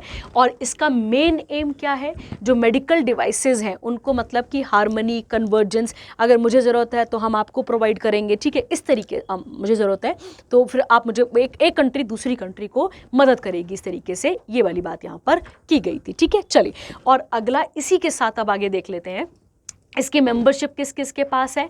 तो बाकी तो आप सबको पता है, एक आप यहाँ पर ऐड कर लेते हैं, क्या नाम आता है यहाँ पे, WHO। और वर्ल्ड हेल्थ ऑर्गेनाइजेशन की जब भी हम बात करते हैं तो 7 अप्रैल 1948 को इसे बनाया गया था, और इसके हेडक्वार्टर कहाँ पर आते हैं, जेनेवा। और जेनेवा कहाँ पर आता है बच्चे, स्विट्जरलैंड, ये आपने यहाँ पर याद रखना है। ठीक है, और इसके चेयर सेक्रेटरीट जो है वो चेंज होते रहते हैं, रोटेट होते रहते हैं। ठीक है, चलिए आगे बढ़ते हैं। हाँ, आगे बढ़ते हैं, इसके साथ अगला देखते हैं। ठीक है, आप सबने एक न्यूज़ सुनी होगी, है ना, अभी कुछ दिनों पहले जो है वो मालदीव्स की जो है वो बड़ी बुराई भी चल रही थी, और मालदीव्स हमारी भी बड़ी बुराई कर रहा था, है ना, हम जलील हो रहे थे एक दूसरे के हाथों से। अब समझिए, अब मालदीव्स को हमारी ज़रूरत पड़ी है और हम मालदीव्स की मदद करने जा रहे हैं। ठीक है, अब हम मालदीव्स की मदद करेंगे, पर किस तौर पर कर रहे हैं, पैसों के तौर पर मदद कर रहे हैं, ये हम यहाँ पर सीख लेते हैं। ठीक है, देखिए कहता है इंडिया और कहता है India has extended significant financial aid. ठीक है, अब फाइनेंशियल एड देंगे हम मालदीव्स को by signing a $750 million currency swap agreement to ease country's foreign exchange crisis. ठीक है, तो जो भी फॉरेक्स के, जो फॉरेक्स याद है ना आप सबको, कि जो कुछ अमाउंट रखा जाता है डॉलर में, बताया था आपको पिछले करंट अफेयर में भी। ठीक है, वो जो फॉरेन एक्सचेंज है वो मालदीव्स का क्राइसिस में चल रहा है, तो हम उनकी मदद करने जा रहे हैं। तो एक क्वेश्चन आपके दिमाग में आ रहा होगा, ये करेंसी स्वैप एग्रीमेंट क्या है। ठीक है, समझते हैं यहाँ पे करेंसी स्वैप एग्रीमेंट क्या होता है, पहले ये समझ लेते हैं। ठीक है, देखिए जब हम इसकी बात करते हैं तो ये एक्चुअली में एक ऐसा एग्रीमेंट है जो दो कंट्रीज के बीच में किया जाता है। किससे रिलेटेड होता है ये, एक्सचेंज ऑफ करेंसी से रिलेटेड होता है ये। ठीक है, मान लेते हैं, एग्जांपल देखते हैं इसका। देखिए मान लेते हैं कोई भी दो कंट्रीज हैं या दो कंपनीज हैं जिनको फाइनेंशियली क्या है, जिनको फाइनेंशियली नीड है। ठीक है, ध्यान देते हैं, कोई भी दो कंट्रीज हैं मान लो, या फिर कोई कंपनीज हैं या दो कंपनीज हैं, उनकी फाइनेंशियल नीड्स है। ठीक है, उनको पूरा करने के लिए वो अपने अपने देश में क्या करना पड़ेगा, अपने अपने देश में अपनी करेंसी में क्या लेंगे, वो वहाँ पे लोन लेंगे और फिर उसी करेंसी को एक्सचेंज करते हैं। ठीक है, एग्जांपल देती हूँ मैं आपको, मान लो अभी किसको ज़रूरत है यहाँ पर, अभी किसको ज़रूरत है, मालदीव्स को ज़रूरत है, तो हम यहाँ पर डॉलर में पैसा दे रहे हैं। आप नोटिस कर रहे हैं यहाँ पे हम किस में पैसा दे रहे हैं, यहाँ पे डॉलर में, पर जब हम वापस लेंगे इनसे तो वापस हम अपनी इंडियन करेंसी में इनसे पैसा वापस लेंगे। ठीक है, मतलब कोई एक कंट्री है, कोई बी कंट्री है। ठीक है, एक कंट्री के अंदर एक कंपनी है जिसको क्या करना है, जिसको मतलब कि जिसको इंडिया में एक फैक्ट्री इंडिया में एक अपनी कंपनी लगानी है, और इंडिया वाली जो कंपनी है उसको कहाँ पर कंपनी लगानी है, मान लो USA में कंपनी लगानी है। ठीक है, दोनों को कंपनी सेटअप करने के लिए क्या चाहिए होगा, लोन चाहिए होगा, तो वो अपनी अपनी कंट्रीज में क्या करेंगे, लोन ले लेंगे। क्यों, क्योंकि इंटरेस्ट रेट उनको सस्ता पड़ेगा ना यार, बाहर वाली कंपनी को तो महंगा ही मिलेगा दूसरी कंट्री में। मान लो हम इंडियंस USA में कोई सब्सिडरी है, कोई कंपनी खोलना चाहते हैं, तो वहाँ पर हमें आपके अकॉर्डिंग क्या इंटरेस्ट रेट रहेगा, वहाँ पे ज़्यादा ही रहेगा ना बेटा, तो यही वहाँ पे कंसेप्ट बोला जा रहा है। फिर हमने क्या करा, उस कंपनी ने भी क्या ले लिया, लोन ले लिया, हमने भी लोन ले लिया, और उस लोन को हमने क्या कर लिया, स्वैप कर लिया। ठीक है, मतलब कि हमें उनकी करेंसी में ज़रूरत थी, उनको हमारी करेंसी में ज़रूरत थी, फिर हमने इस तरीके से स्वैप कर लिया। ठीक है, अब एक पॉइंट यहाँ पर देखते हैं, और एक और इम्पॉर्टेंट पॉइंट ये है कहता है कि सार्क, अब ये सार्क वाला पॉइंट समझिए यहाँ पे, क्योंकि सार्क वाला समझने वाला पॉइंट है यहाँ पे, ठीक है। सार्क का फुल फॉर्म क्या आता है बच्चे यहाँ पे, South Asian Association for Regional Cooperation. ध्यान देंगे आप यहाँ पे, South Asian Association for Regional Cooperation, ये आपने याद रखना है। और ये कहाँ बना था, तो आप याद रखेंगे ढाका में। और कब बना था, 1985 में, ये आपको यहाँ पर याद रखना है। हेडक्वार्टर कहाँ पर है सार्क के, तो सार्क के हेडक्वार्टर कहां पर है, काठमांडू। और काठमांडू कहां पर आता है बच्चे, नेपाल। ये आपको यहां पर याद रखना है, ठीक है। काठमांडू कहां पर आ जाएगा आपके पास, नेपाल में आ जाएगा, ठीक है। क्लियर हो गया। अब सार्क की कितनी कंट्रीज हैं, कैसे याद कर सकते हैं हम इसको, ठीक है। तो हम याद रखेंगे यहां पे सार्क कैसे याद किया जा सकता है, MBBS, ठीक है। MBBS में पेन है, ठीक है। MBBS करने में पेन है, ऐसे याद रखो, ठीक है। क्या है, MBBS करने में पेन है। तो M से क्या आ जाएगा, मालदीव्स। अब याद करो मालदीव्स भी किसका मेंबर है, सार्क का मेंबर है। उसके बाद क्या आ जाएगा आपके पास, बांग्लादेश, याद रखना है आपने।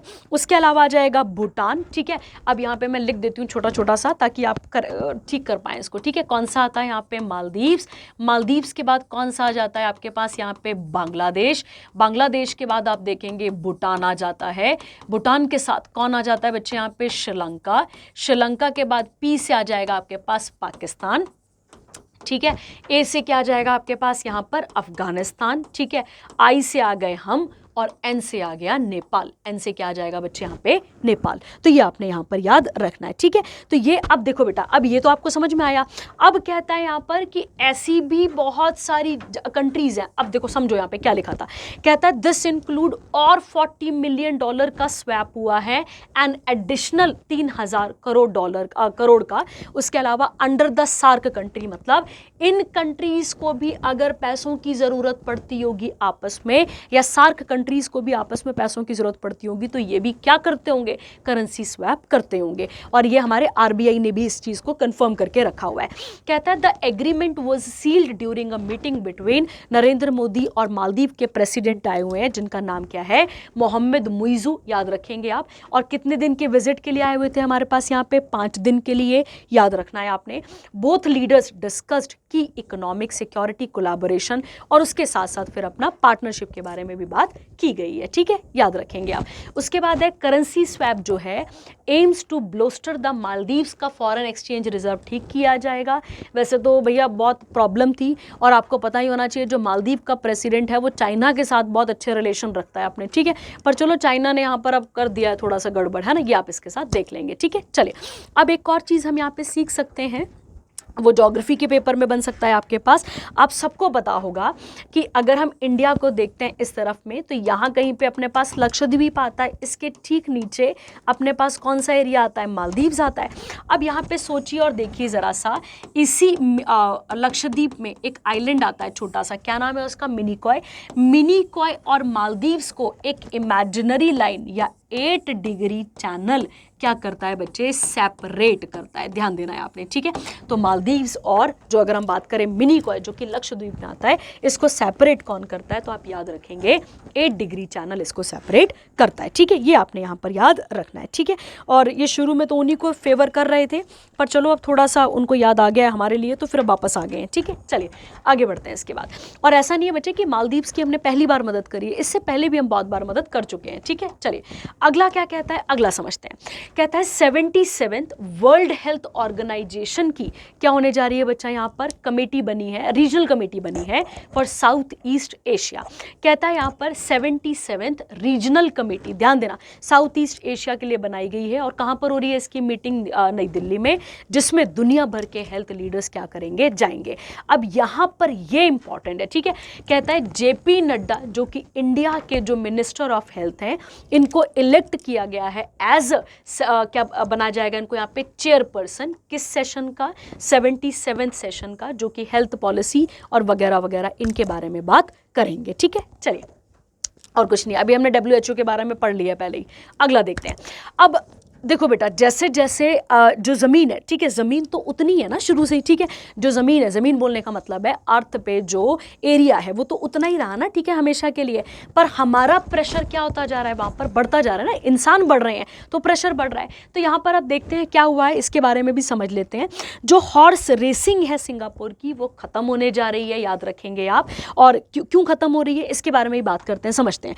कहता है ये सिटी स्टेट का जो टर्फ क्लब है, ठीक है, कहाँ पर हो रही है ये, तो आप याद रखेंगे टर्फ क्लब जो लिखा ना यहाँ पे, टर्फ क्लब जो लिखा हुआ है यहाँ पर इसे किया जा रहा है। और क्या बात की जा रही है बच्चे इसमें एक लास्ट फाइनल हॉर्स रेसिंग होगी जो कि 10,000 लोगों के सामने होगी। और फिर बाद में ये क्लब जो है वो दे दिया जाएगा किसको, डेवलपमेंटल एक्टिविटीज के लिए दिया जाएगा। देखो क्या कहता है, this decision influenced by the growing population surpassing 6 million हो चुकी है वहाँ पर, याद रखेंगे आप, and marks a significant shift in the city state approach to land use, फिर हाउसिंग ओवर रिक्रिएशनल एक्टिविटीज़, ठीक है।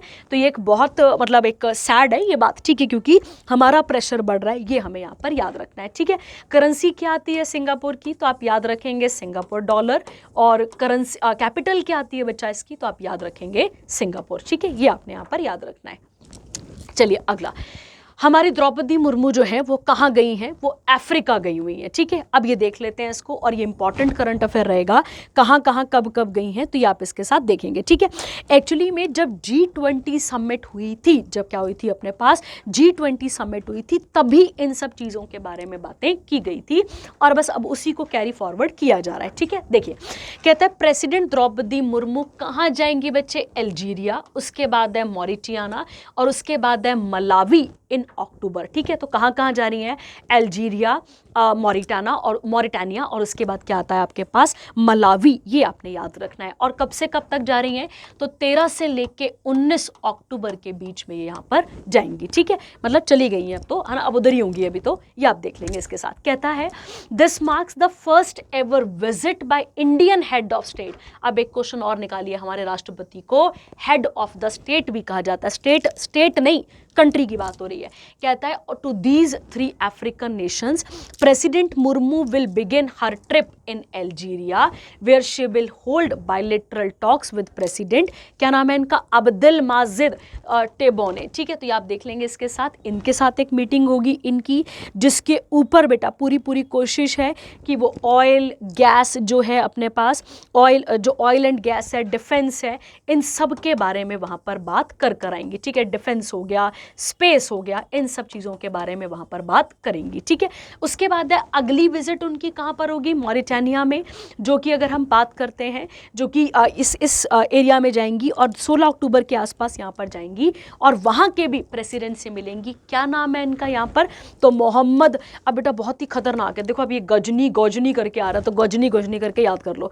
उसके बाद है Malawi, she will meet president Lazarus McCarthy Chakwera, ठीक है, चकवेरा यहाँ पर भी जाएंगी। तो यहाँ लास्ट होगा विजिट, और वहाँ पर अल्जीरिया में पहला विजिट उनका देखा जाएगा, ठीक है। कोई और भारी बात इसमें नहीं है, बस इतना आपको यहाँ पर याद करना था, ठीक है। चलिए अब आता है न्यू मेंबर बन चुके हैं किसके, ह्यूमन राइट काउंसिल के, ठीक है। नए मेंबर्स बने हैं बेटा किसके, ह्यूमन राइट काउंसिल के, ये हम यहाँ पर देख लेते हैं, ठीक है। क्या कहता है, कहता है यूनाइटेड नेशन जनरल असेंबली, अगर आपको याद हो यूनाइटेड नेशन की 6 बॉडीज हैं, आपको कराया है, ठीक है, आपको पहले भी बताया हुआ है, जिसमें कौन कौन सी आती है, UNGA मतलब यूनाइटेड नेशन जनरल असेंबली, फिर इंटरनेशनल कोर्ट ऑफ जस्टिस, फिर उसके बाद आपको याद होगा हमने एक और चीज़ पढ़ी थी, कौन सा वाला, यूनाइटेड नेशन जो है आपके पास सिक्योरिटी काउंसिल, ये 3 हो गई आपके पास। ऐसे 6 बताई हैं मैंने आपको पूरी की पूरी बॉडीज़, जो कि किसके साथ डील करती हैं, जो UN के साथ डील यहाँ पर करती हैं, ठीक है। चलिए अब आता है बच्चे यहाँ पर, कहता है UNGA has elected 18 new members to the 47 member, किसके अंदर बचा यहाँ पे, ह्यूमन राइट काउंसिल, और कौन से ईयर के लिए, 2025 से लेके 2027 तक। The decision was made through a secret ballot. अब यहाँ पे कौन कौन सी कंट्रीज बनी है ये आपको याद रखना है। इसके अलावा और भी हैं, क्योंकि टोटल कितनी है बेटा, 18 है ना, तो उसमें से बेनिन, बोलीविया, कोलंबिया, साइप्रस, कतार, थाईलैंड और भी बहुत सारी हैं, इतनी याद रह जाए वो बड़ी बात है। अब ये जो मेंबर्स बने हैं ये कितने सालों के लिए काम करेंगे यहाँ पे, 3 ईयर्स, और कब तक के लिए, जनवरी 1 2025 के लिए। ह्यूमन राइट काउंसिल की बात करते हैं तो ये कहाँ के लिए बेस्ड है, जिनेवा के लिए, मतलब इसके हेडक्वार्टर कहाँ पर है बच्चे, जिनेवा में हमें देखने को मिलते हैं, ठीक है। उसके अलावा अगर हम बात करते हैं आगे क्या लिखा हुआ है, ह्यूमन राइट काउंसिल की स्थापना कब की गई थी, तो आप याद रखेंगे कब की गई थी इसकी स्थापना, 2006 में, ये आपको याद रखना है।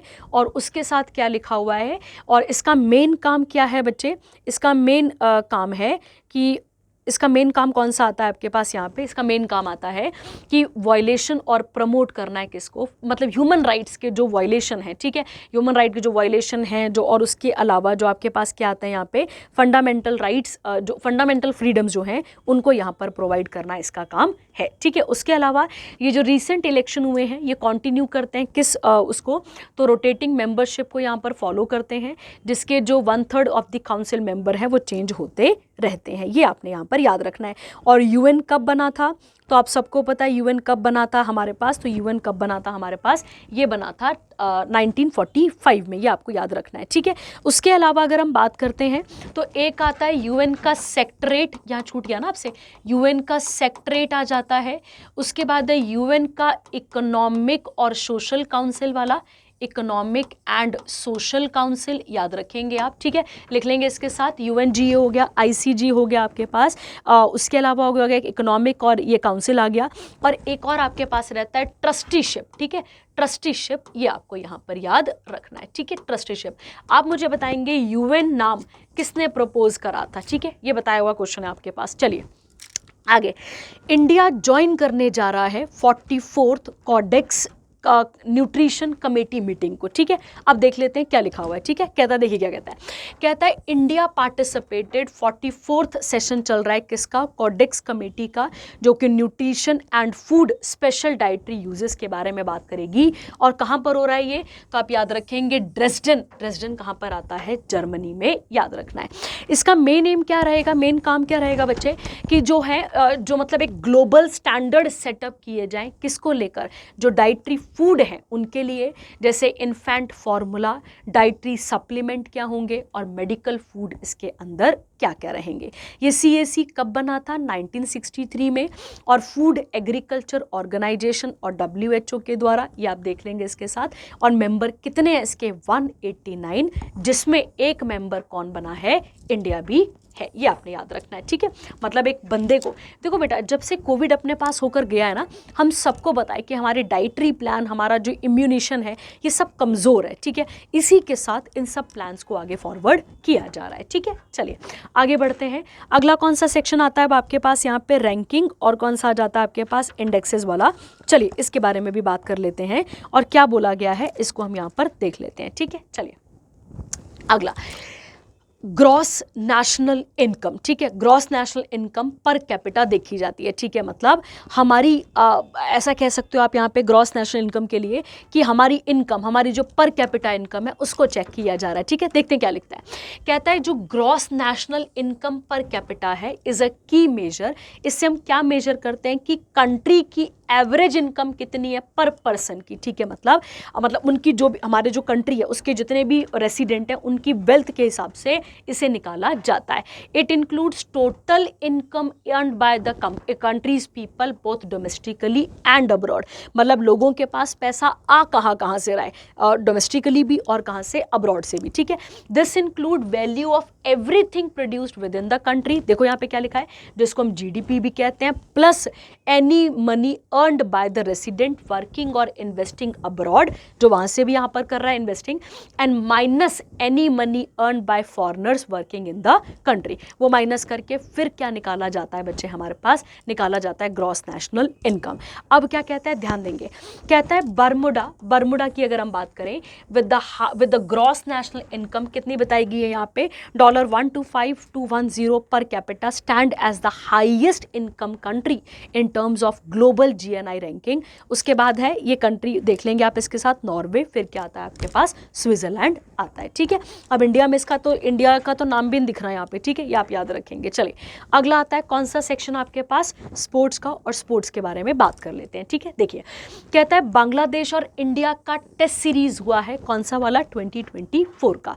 बांग्लादेश की जो क्रिकेट टीम है उसके कैप्टन कौन थे, तो आप याद रखेंगे नजमुल हुसैन शांतो, तो नजमुल काफ़ी है, are touring India in September and October 2024। इस टूर के अंदर 2 टेस्ट मैचेस हुए और 3 TI जिसको T20I कहते हैं वो यहाँ पर हुए हैं। मेंस क्रिकेट टीम को कौन यहाँ पे कैप्टन कर रहे थे, रोहित शर्मा, एंड 2 मैचेस जीत गए हैं वो on the 2 match test series against Bangladesh. उसके बाद है ये देख लेंगे आप, ये इंडिया की कौन सी वाली विक्ट्री दिखती है, 180th win in the test history.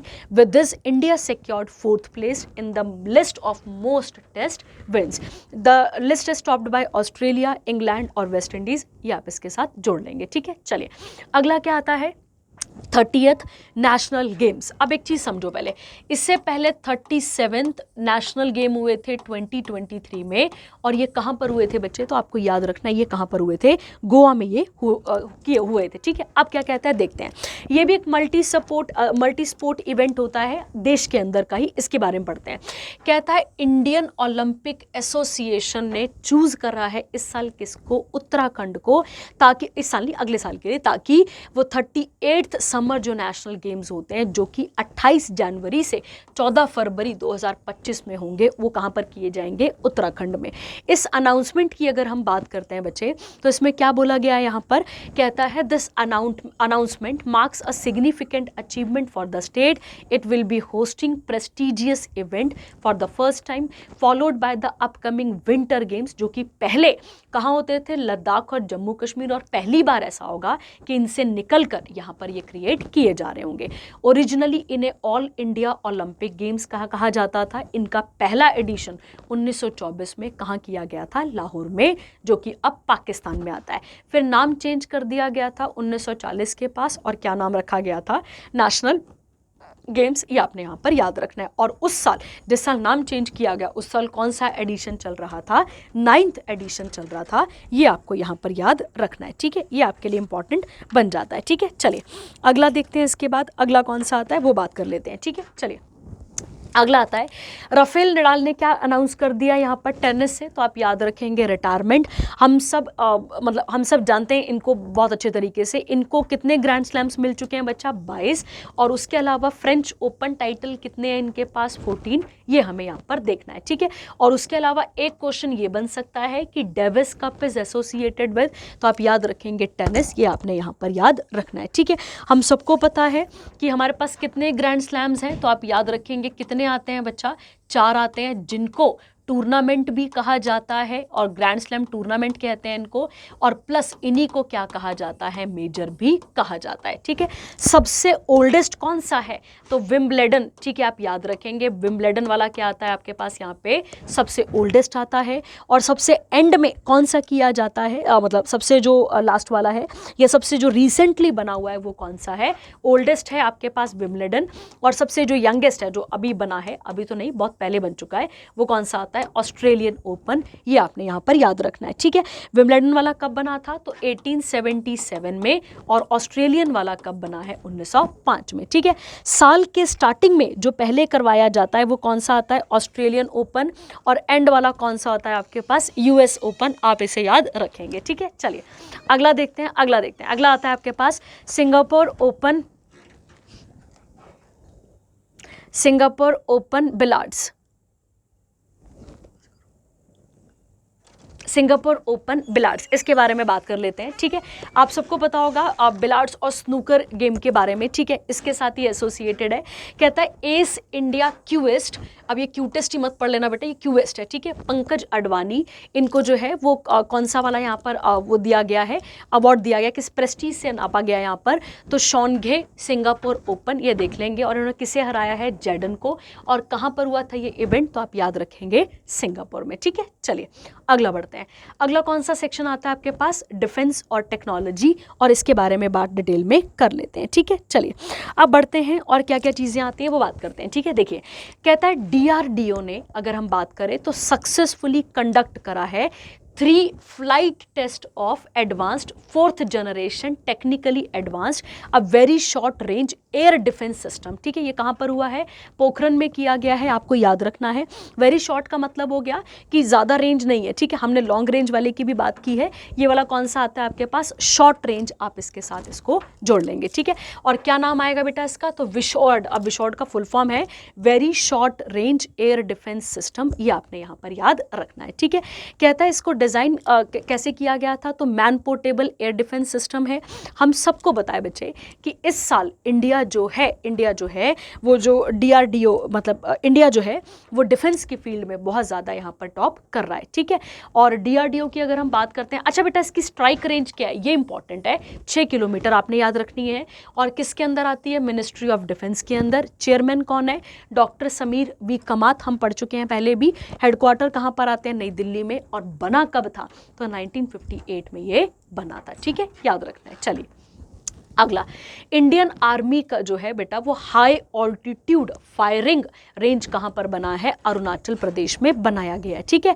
क्यों बनाया गया है बेटा, क्योंकि चाइना का इन्फिल्ट्रेशन चलता रहता है, ठीक है। चाइना जो है वो मतलब आती जाती रहती है हमारे पास, मतलब बाउंड्री शेयर करता है ना अरुणाचल प्रदेश के साथ, तो बड़ा खतरा सा रहता है। तो इसीलिए थोड़ा उनको डराने के लिए भी कह सकते हो, और थोड़ा सा ऐसे कह सकते हो क्योंकि हम आत्मनिर्भर की तरफ ज़्यादा बढ़ रहे हैं। हम इस साल डिफेंस के लिए बहुत काम कर रहे हैं। आपको याद होगा हमने पिछले करंट अफेयर में मेक इन इंडिया स्कीम पढ़ी थी, ठीक है। उस मेक इन इंडिया स्कीम के अंदर भी मैंने आपको बताया था कि हमारी अचीवमेंट इस साल किस फील्ड में सबसे ज़्यादा है, तो डिफेंस की फील्ड में सबसे ज़्यादा है, ठीक है। ये आप देख लेंगे इसके साथ। और ये पहला artillery firing range high altitude area में बनाया गया है, ये इंपॉर्टेंट हमारे लिए बन जाता है, ठीक है। चलिए आगे बढ़ते हैं इसके साथ और अगला देखते हैं। अगला कौन सा सेक्शन आता है, अगला again most important current affair है। इंडिया का 5वां लूनर मिशन है, क्या नाम है इसका, ल्यूपिक्स। अगर आपको याद होगा बच्चे तो चंद्रयान 1, चंद्रयान 2 और चंद्रयान 3, ठीक है, ये तो हमारे पास पूरा का पूरा भी अभी अभी हुआ है, चंद्रयान 3 वाला पिछले साल ही। उसके बाद अब फिर इसरो क्या करने जा रहा है, इसरो और जापान मिलकर 5वां जो क्या आपको कह सकते हैं इंडिया का 5वां जो लूनर मिशन है इसको लॉन्च करने जा रहे हैं, ठीक है। अभी तो नहीं करेंगे, लेट ही करेंगे, पर इसका एम क्या रहेगा वो सब समझ लेते हैं। कहता है this will be conducted in collaboration with, किसके साथ है, तो जापान की JAXA और हमारे इसरो के साथ है। मिशन का क्या ड्यूरेशन रहेगा, तो duration up to 100 days, significantly थोड़ा सा ज़्यादा रहेगा किससे, चंद्रयान 3 से। और लैंड और देखो अब यहाँ पे देखना है, एक और चीज़ देखना, देखिए क्या कहता है। कहता है रोवर कौन बनाएगा इसका, तो आप याद रखेंगे JAXA मतलब जापान। और रॉकेट कौन बनाएगा इसका, सॉरी रोवर और रॉकेट कौन बनाएगा, तो वो जापान बनाएगा। और इसरो क्या बनाएगा इसका, लैंडर सिस्टम बनाएगा। ये आपको ध्यान रखना है कि कौन क्या क्या बनाने जा रहा है, ये इसके लिए इंपॉर्टेंट बन जाता है, ठीक है। अगला कहता है द ल्यूपिक्स रोवर, इसका वेट कितना बताया गया है, 350 kg, much larger than 26 kg Pragyan rover from Chandrayaan 3। और इसका मेन एम क्या है बच्चे, अगेन मून के साउथ पोल पे जाना और क्या इन्वेस्टिगेट करना, वाटर और अदर रिसोर्सेस को, और अगर है तो उसके बारे में फिर आगे रिसर्च करवाना, ठीक है। ये आपको यहाँ पर याद रखना था। चलिए अगला देखते हैं। वर्ल्ड का हाईएस्ट इमेजिंग, अगर हम देखें वर्ल्ड का हाईएस्ट इमेजिंग शेरनोकेव कह सकते हैं, शेरनोकोव कह सकते हैं, या दूरबीन, शेरनोकेव जो दूरबीन है वो कहाँ पर लाया जा रहा है, लद्दाख में लगाया जाएगा, ठीक है। अब इसका क्या फ़ायदा क्या नुकसान है बच्चे, एक्चुअली में ये एस्ट्रोफिजिक्स जो फंडामेंटल फिजिक्स होती है उसमें मदद करेगा। जो हाई एनर्जी होती है जैसे गामा रेज हो गई या फिर ब्लैक होल हो गया, सुपरनोवा हो गया, इन सब की जो स्टडीज़ हैं इनको और खुले तरीके से किया जाएगा, ठीक है। देखिए क्या कहता है, कहता है doctor Ajit Kumar R Mohanty, secretary of department of atomic energy and chairman of atomic energy commission, इन्होंने major atmospheric Cherenkov experiment observatory कहाँ पर खोली है बच्चे? हैनले, और हैनले कहाँ पर आता है? लद्दाख में। ऑल्टीट्यूड क्या है इसका? तो कहाँ पर कितना ऑल्टीट्यूड है? 4300 मीटर्स, ये आपको यहाँ पर याद रखना है, ठीक है। और ये बेटा याद रखेंगे ये किसकी मदद से, मतलब इसे डिज़ाइन किसने करा इस ऑब्जर्वेटरी को? तो आपको याद रखना है बार्क ने, और बार्क का फुल फॉर्म है भाभा एटॉमिक रिसर्च सेंटर, ये आपने यहाँ पर याद रखना है, ठीक है। चलिए, हो गया एक आपके पास एक और इम्पॉर्टेंट करंट अफेयर। चलिए अगला आता है, बैट होते हैं, चमगादड़ होते हैं हमारे पास, ठीक है। चमगादड़ों से होने वाली जो डिजीज़ है, ठीक है, उसके बारे में यहाँ पर बात की जा रही है, या मतलब एक वायरस उनसे जनरेट होता है, उसके लिए यहाँ पर बात की जा रही है। कहता है बच्चे, आपको पता होगा एक मॉन्की पॉक्स भी अभी कुछ टाइम पहले न्यूज़ में चल रहा था, बताया था आपको ये वाला भी, ठीक है। देखिए क्या कहता है, कहता है recent outbreak of Marburg virus in Rwanda has raise significant alarm marking the first reported cases in the country. अब ये वायरस जो है बच्चे, ये एक डेडलीस्ट पैथोजन है, जो कि जिसमें क्या होगा आपके पास? फीवर बहुत ज़्यादा होगा, और इसमें मरने का जो रेट है वो भी बहुत ज़्यादा देखने को मिलता है, ठीक है। अगर हम बात करें बेटा, तो ये किस फैमिली के अंदर आता है? फिलोविरिडे, अब ये देख लेंगे इसके साथ, इस फैमिली के अंदर आता है। जिस फैमिली के अंदर इबोला वायरस भी आता है, ये आपको याद रखना है। Initially infection typically stem from contact with अरोस्टस बैट, फिर but human to human transmission, फिर ये धीरे धीरे कर कर फैलता जाएगा, ठीक है। तो अगर आपको याद होगा, चमगादड़ से होने वाले वायरस को ये नाम इसके पास दिया जाता है। और रवांडा कहाँ पर आती है बच्चा? तो आप याद रखेंगे ये एक वेस्टर्न अफ्रीकन कंट्री है। कौन सी आती है आपके पास? ये वेस्टर्न अफ्रीकन कंट्री है, आप याद रखेंगे। और दूसरा, हमें अगर हमसे पूछा जाए इसका नाम मैकबर्ग क्यों है, क्योंकि एक्चुअली में ये स्टार्ट कहाँ से हुआ था मैकबर्ग वाला? तो ये जर्मनी से स्टार्ट हुआ था, और जिन शहरों में ये फैला था उसमें से एक शहर कौन सा था? मारबर्ग। तब से इसका नाम क्या पड़ता है आपके पास? मारबर्ग इसका नाम पड़ा है, ठीक है, याद रखेंगे आप। चलिए अगला आता है डिफेंस और एक्सरसाइजेस, इसके बारे में बात कर लेते हैं, ठीक है। ये जिस दिन मैंने आपको जापान वाला करंट अफेयर कराया था पिछले हफ्ते, तो मैंने आपको उस दिन भी ये चीज़ क्लियर करी थी कि हमारी एक एक्सरसाइज है जिसका नाम क्या आता है? मालाबार। अब मालाबार हम इंडिविजुअली नहीं करते हैं, मालाबार किस किस के साथ होती है? देखिए बताया था आपको, इंडिया, ऑस्ट्रेलिया, जापान और यूएस। और ये कब स्टार्ट हुई थी? 1992। हुई कहाँ है इस बार? तो आपको याद रखना है विशाखापट्टनम, आंध्र प्रदेश में, ठीक है। पहले ये बायलेटरल थी, फिर उसके बाद इसको एक्सपैंड किया गया, ट्राइलेटरल हो गई, और उसके बाद अब इसमें 4 कंट्रीज पार्टिसिपेट करती हैं, ठीक है। चलिए आगे बढ़ते हैं। अगला आता है आपके पास बुक्स वाला सेक्शन, देख लेते हैं क्या है। कहता है ब्रायन लारा मेमोयर, अब मेमोयर बायोग्राफी को कहा जाता है, लारा द इंग्लैंड क्रॉनिकल्स, ठीक है। तो ये एक त्रिनिदैड, जो आपको याद है त्रिनिदैड एक वो था, आइलैंड था, कहाँ पर? साउथ अमेरिका में। उसके क्रिकेटर हैं, क्या नाम है इनका? Brian Charles Lara. इनकी जो है बायोग्राफी, उसका नाम क्या आता है?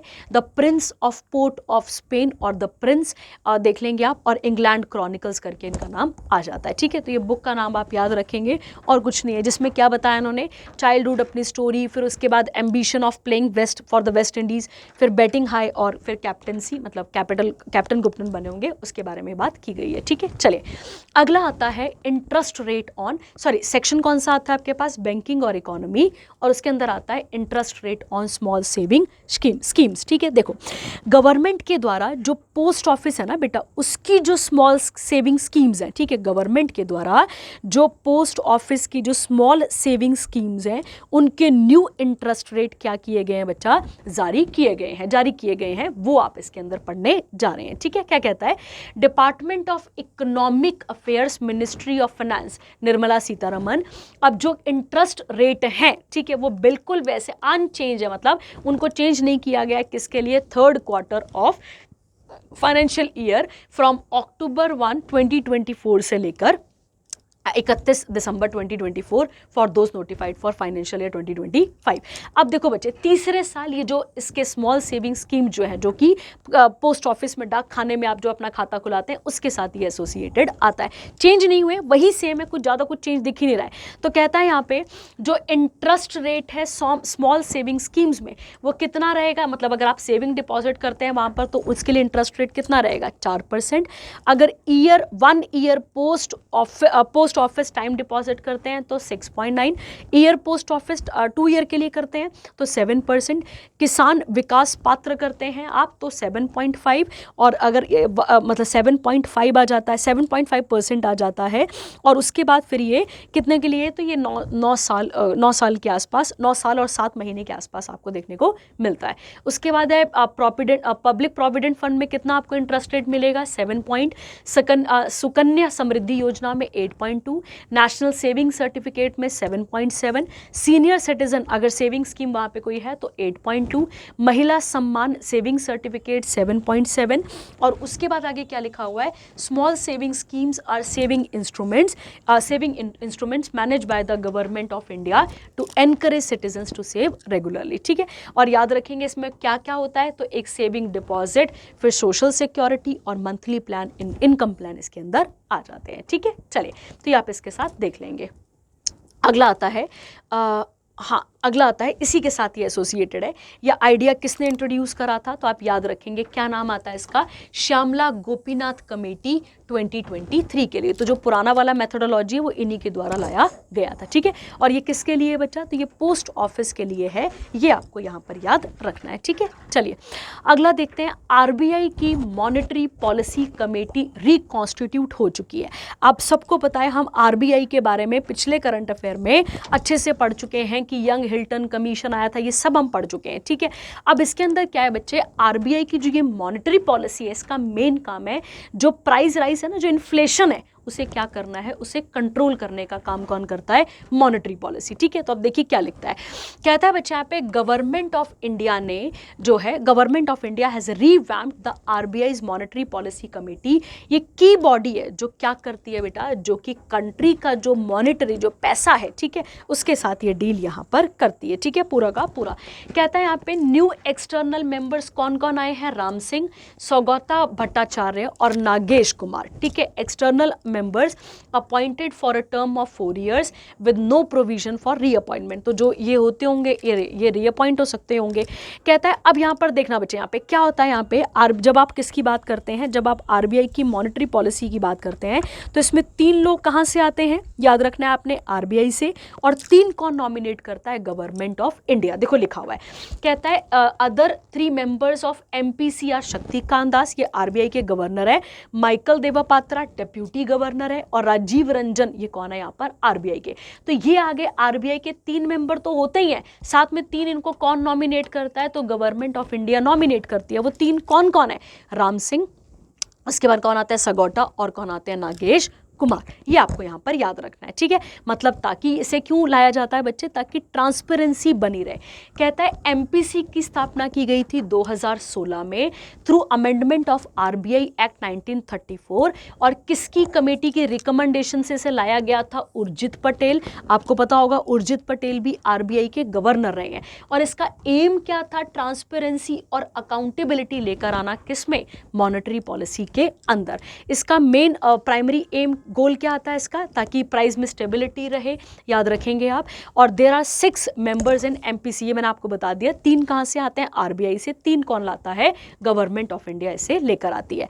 अब ये याद रखना, क्योंकि अगले अभी जो आप आगे करंट अफेयर पढ़ेंगे उसके साथ एसोसिएटेड है ये। देखिए क्या कहता है, कहता है एमपीसी का टास्क होता है कि इंडिया का जो इन्फ्लेशन रेट है उसे मतलब नॉर्मल ला के रखने का, और साथ ही साथ जो कंज्यूमर प्राइस इंडेक्स होता है उसको कितना टारगेट करना होता है, 4%।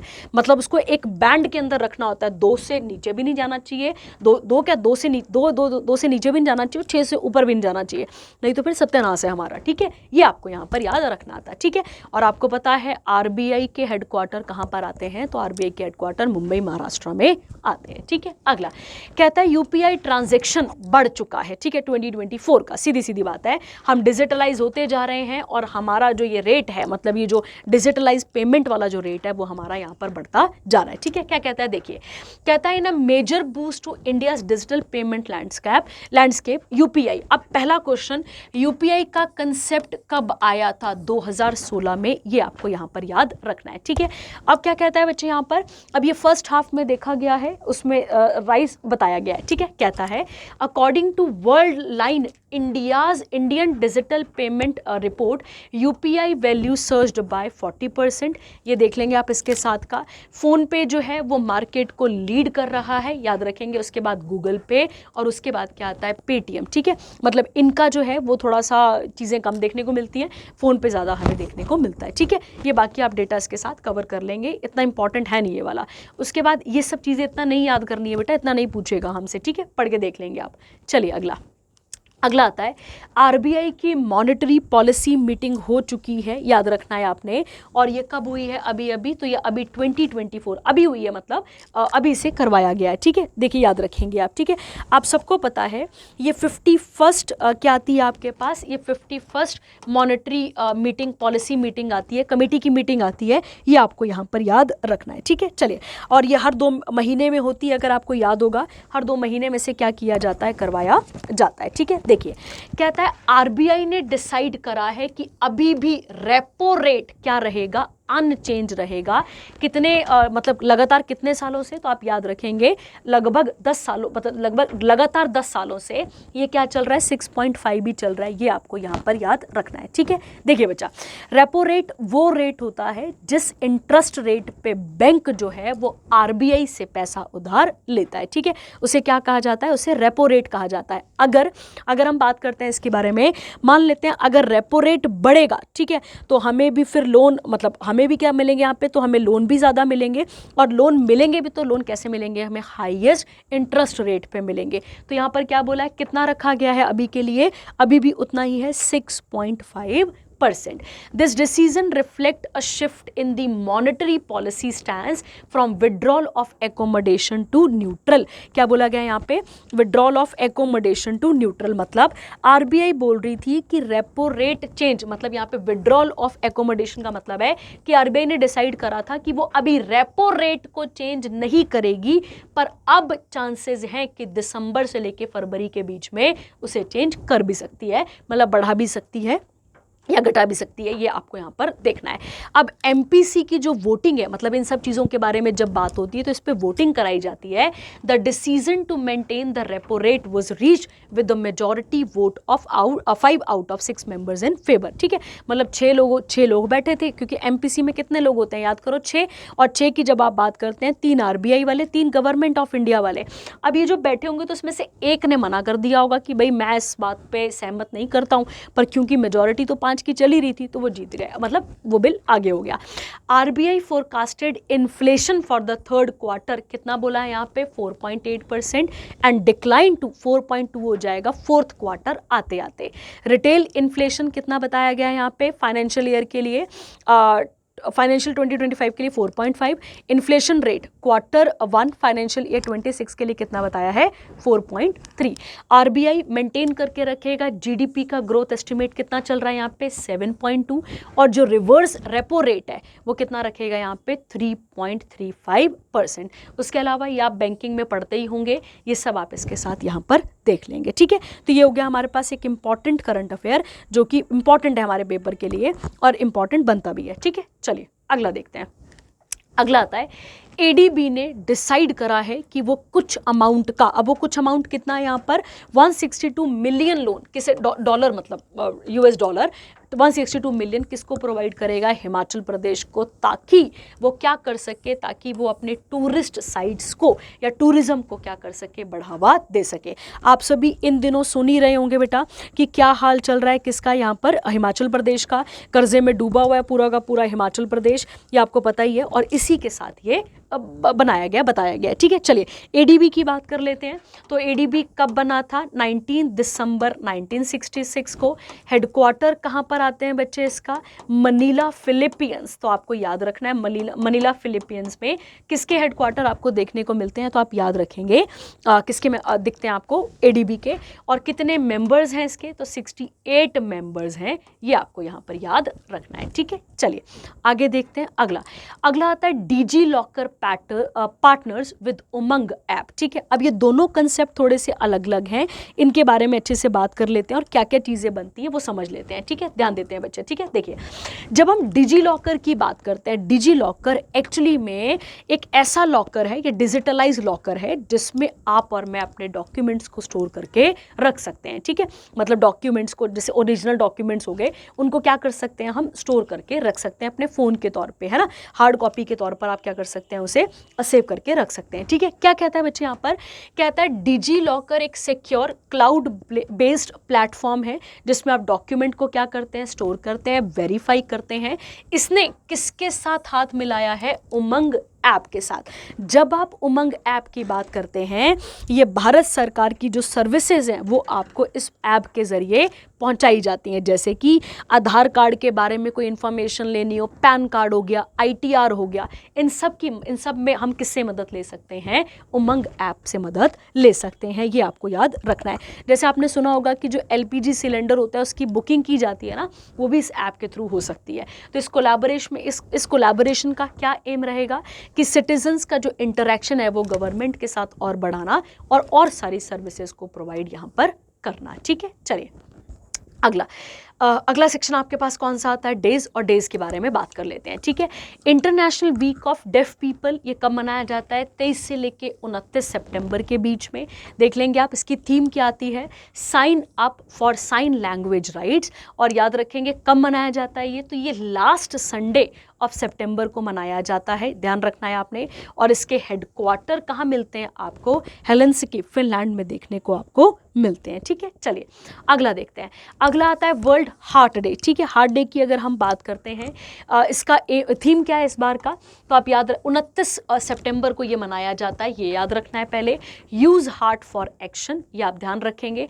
इसे इंट्रोड्यूस किसने करा था? तो एंटोनी बेई दी लूना ने इसे इंट्रोड्यूस करा था, ये देख लेंगे इसके साथ। और इसके हेडक्वार्टर कहाँ पर आते हैं आपके पास? जिनेवा, स्विट्जरलैंड में, ठीक है। मतलब वर्ल्ड हेल्थ फेडरेशन, जो WHF लिखा है ना, वो वर्ल्ड हेल्थ फेडरेशन है, ये आपने यहाँ पर याद रखना है, ठीक है। ये फेडरेशन आपके पास आ जाता है, ठीक है। चलिए अगला आता है वर्ल्ड कोकोनट डे। हम सबको पता है कोकोनट जो है वो बहुत ही एक इम्पॉर्टेंट चीज़, इम्पॉर्टेंट कह सकते हैं आप इसे। कोकोनट डे भी हम मनाते हैं, इंटरनेशनल भी होता है, पर ये कौन सा आ गया आपके पास? वर्ल्ड कोकोनट डे 7 अक्टूबर को मनाया जाता है। और 4 नेशन थे, बुर्किना फैसो, बेनिन, चैड और माली, ये आपको यहाँ पर याद रखना है, ठीक है। तो वर्ल्ड कॉटन डे। अच्छा, कॉटन इंडिया में कौन सी सॉइल पे लगता है? तो आपको याद रखना है रेगूर। और रेगूर को और किस नाम से जाना जाता है? ब्लैक सॉइल के नाम से भी जाना जाता है। इंडिया में किस सॉइल पे लगता है? रेगूर और ब्लैक सॉइल पे आपको देखना है, ठीक है। चलिए आगे बढ़ते हैं। अगला आता है वर्ल्ड हैबिटेट डे। अगला कौन सा आता है आपके पास यहाँ पे? World habitat day. हैबिटेट मतलब अ प्लेस जहाँ पर आप क्या कर सकते हैं? शांतिपूर्वक रह सकते हैं, ठीक है। क्या कहता है? ये कब मनाया जाता है? फर्स्ट मंडे ऑफ अक्टूबर को, याद रखना है। क्या कहता है? इस्टेब्लिश बाय UNGA ने इसकी स्थापना करी थी 1985 में। इसका एम क्या है कि हर किसी को मतलब एक सेफ, डिसेंट और अफोर्डेबल प्लेस मिल सके रहने के लिए। इस साल ये कब मनाया गया है? 7 अक्टूबर को। और थीम क्या बच्चा इसकी? तो आप याद रखेंगे engaging youth to create a better urban future, ठीक है। चलो अगला air force day, very very important, आपको बताया हुआ था, ठीक है। ये इसकी वैसे तो 92nd क्या थी? एनिवर्सरी थी, याद रखना है आपको। इस सेलिब्रेशन का अनफोल्ड कैसे हुआ था? मरीना बीच, चेन्नई में। और थीम क्या थी? भारतीय वायुसेना सक्षम, साक्षत, आत्मनिर्भर, ठीक है। आपको याद होगा इसका मोटो भी है touch the sky with glory, ठीक है। आपको कराया हुआ है touch the sky with glory, ये भी आपको यहाँ पर कराया गया। और वो जो touch the sky with glory कहाँ से लिया गया? तो वो भगवत गीता के, आपको बताया हुआ है भगवत गीता के 11th चैप्टर से उसे लिया गया है, ठीक है, भगवत गीता के 11 चैप्टर से उसको लिया गया है, ठीक है। अगला आता है वर्ल्ड पोस्ट डे, ठीक है, वेरी इंपॉर्टेंट बेटा, वर्ल्ड पोस्ट डे की बात कर लेते हैं और इसके साथ हम नेशनल पोस्टल डे भी मनाएंगे अभी, ठीक है। वर्ल्ड वाले की बात करते हैं तो 9 अक्टूबर को मनाया जाता है। किसकी एनिवर्सरी आती है ये, तो यूनिवर्सल पोस्टल यूनियन की क्या आती है ये, यूनिवर्सल मतलब एक जैसा ना पूरे उस पर, ये आता है 1874 में बर्न स्विट्जरलैंड में और इसकी थीम क्या थी, 150 years of enabling communication and empowering people across Nations, ठीक है, कोई बारी बात नहीं है इसमें, सीधा सीधा ये क्वेश्चन था। अगला आता है वर्ल्ड मेंटल हेल्थ डे। इसकी तो भारी ज़रूरत है बेटा हम सबको, ठीक है, याद रखना है आपने। और इसका क्योंकि एक्चुअली में क्या हो रहा है बेटा, जो वर्क प्रेशर है, वर्क प्रेशर के कारण बहुत सारे जो लोग हैं वो सुसाइड कर रहे हैं, ठीक है, मतलब उनको इस तरीके से वो प्रोवाइड करना है ताकि वो ऐसी ना करें, मतलब सुसाइड ना कर लें, मेंटल मतलब ये मेंटली स्ट्रांग रहना है आपको। यहाँ पर थीम क्या थी, मेंटल हेल्थ एट वर्क, ठीक है। अगला आता है नेशनल पोस्टल डे। मैंने अभी आपको बोला ना ये वाला हो गया, ये अपने पास आ गया। कहता है हर साल 10 अक्टूबर को क्या मनाया जाता है, नेशनल पोस्टल डे मनाया जाता है, ये आपको याद रखना है। इसकी स्थापना कब की गई थी, तो इसकी स्थापना एक्चुअली में की गई थी 10 अक्टूबर 1854 को, और करने वाला कौन था, लॉर्ड डलहौजी। कौन था बच्चे यहाँ पे, लॉर्ड डलहौजी। आप अपने पंजाब का पेपर उठाइए जो 5 अक्टूबर को हुआ है, वहाँ पे पहली ट्रेन पूछी हुई है आपसे, पहली ट्रेन किसके टाइम पर चली थी, तो वो भी डलहौजी के टाइम पर, क्योंकि डलहौजी को मेकर ऑफ मॉडर्न इंडिया कहा जाता है। क्या कहा जाता है बच्चे इसे, मेकर ऑफ मॉडर्न इंडिया, ठीक है। वैसे तो इसने एक पॉलिसी लेकर आया था, डॉक्ट्राइन ऑफ लैप्स, पर उसके अलावा ये पर्सन हमारे पेपर के लिए इंपॉर्टेंट बन जाता है बेटा, याद रखना है, ठीक है। और पहला पोस्ट ऑफिस कहाँ पर खुला था, तो आप याद रखेंगे बॉम्बे में, ठीक है। पहला पोस्ट ऑफिस कहाँ पर खुला था, बॉम्बे, आपने याद रखना है, ठीक है। अगला आता है international day of girl child कब मनाया जाता है, 11 अक्टूबर को, ठीक है। ये तो मुझे लगता है कि आपको इतना समझाने की इसमें ज़रूरत है नहीं, ठीक है, पर आपको पता ही है, ठीक है, कि मतलब fight for the rights girl reach a significant milestone in 1995, ये एक वर्ल्ड कॉन्फ्रेंस हुई थी उसके साथ, ठीक है। उसके अलावा हम कुछ एक चीज़ बात कर लेते हैं। एक है बच्चे आपके पास सस्टेनेबल डेवलपमेंट गोल 4 है, ठीक है। एक तो आपके पास सस्टेनेबल डेवलपमेंट गोल 4 है जो कि बात करता है क्वालिटी एजुकेशन की, और क्वालिटी एजुकेशन किसके लिए, बोथ लड़का और लड़की दोनों की बात यहाँ पर की जा रही है। उसके अलावा SDG जो 5 है, सस्टेनेबल डेवलपमेंट गोल जो 5वां है, वो किसके बारे में बात करता है बच्चे, वो जेंडर इक्वालिटी के बारे में बात करता है। किसके बारे में बात करता है, जेंडर इक्वालिटी के बारे में। और जो सस्टेनेबल डेवलपमेंट गोल 10 है अपने पास, वो बात करता है कि हमें क्या रिड्यूस करना है बच्चे, हमें रिड्यूस करना है इन इक्वालिटीज़ को, ठीक है। ये सब कागजी तौर पर ये बेटा, ऐसे ओरिजिनली में तो ये थोड़ा सा मुश्किल ही है हर चीज़, ठीक है, ये आप इसके साथ देख लेंगे, ठीक है। चलिए आगे। अगला आता है वर्ल्ड माइग्रेटरी बर्ड डे कब मनाया जाता है, 10 और 11 अक्टूबर को। हम सबको बताया बच्चे कि बर्ड्स जो है वो क्या करती रहती हैं, हेमिस्फीयर पे, हेमिस्फीयर मतलब नॉर्दर्न एंड साउदर्न में माइग्रेट करती रहती है, ये उसी के साथ है, ठीक है। कहता है बच्चे ये साल में 2 बार मनाया जाता है, एक का मनाया जाता है 11 मई को, एक का मनाया जाता है 12 अक्टूबर को। ये आपने यहाँ पर याद रखना है, ठीक है। क्यों, क्योंकि जो बर्ड है वो क्या करती रहती है, माइग्रेट करती रहती है ना, एक हेमिस्फीयर से दूसरे हेमिस्फीयर में, ये आपने यहाँ पर याद करना है। थीम क्या है इसकी, इंसेक्ट फॉर बर्ड्स।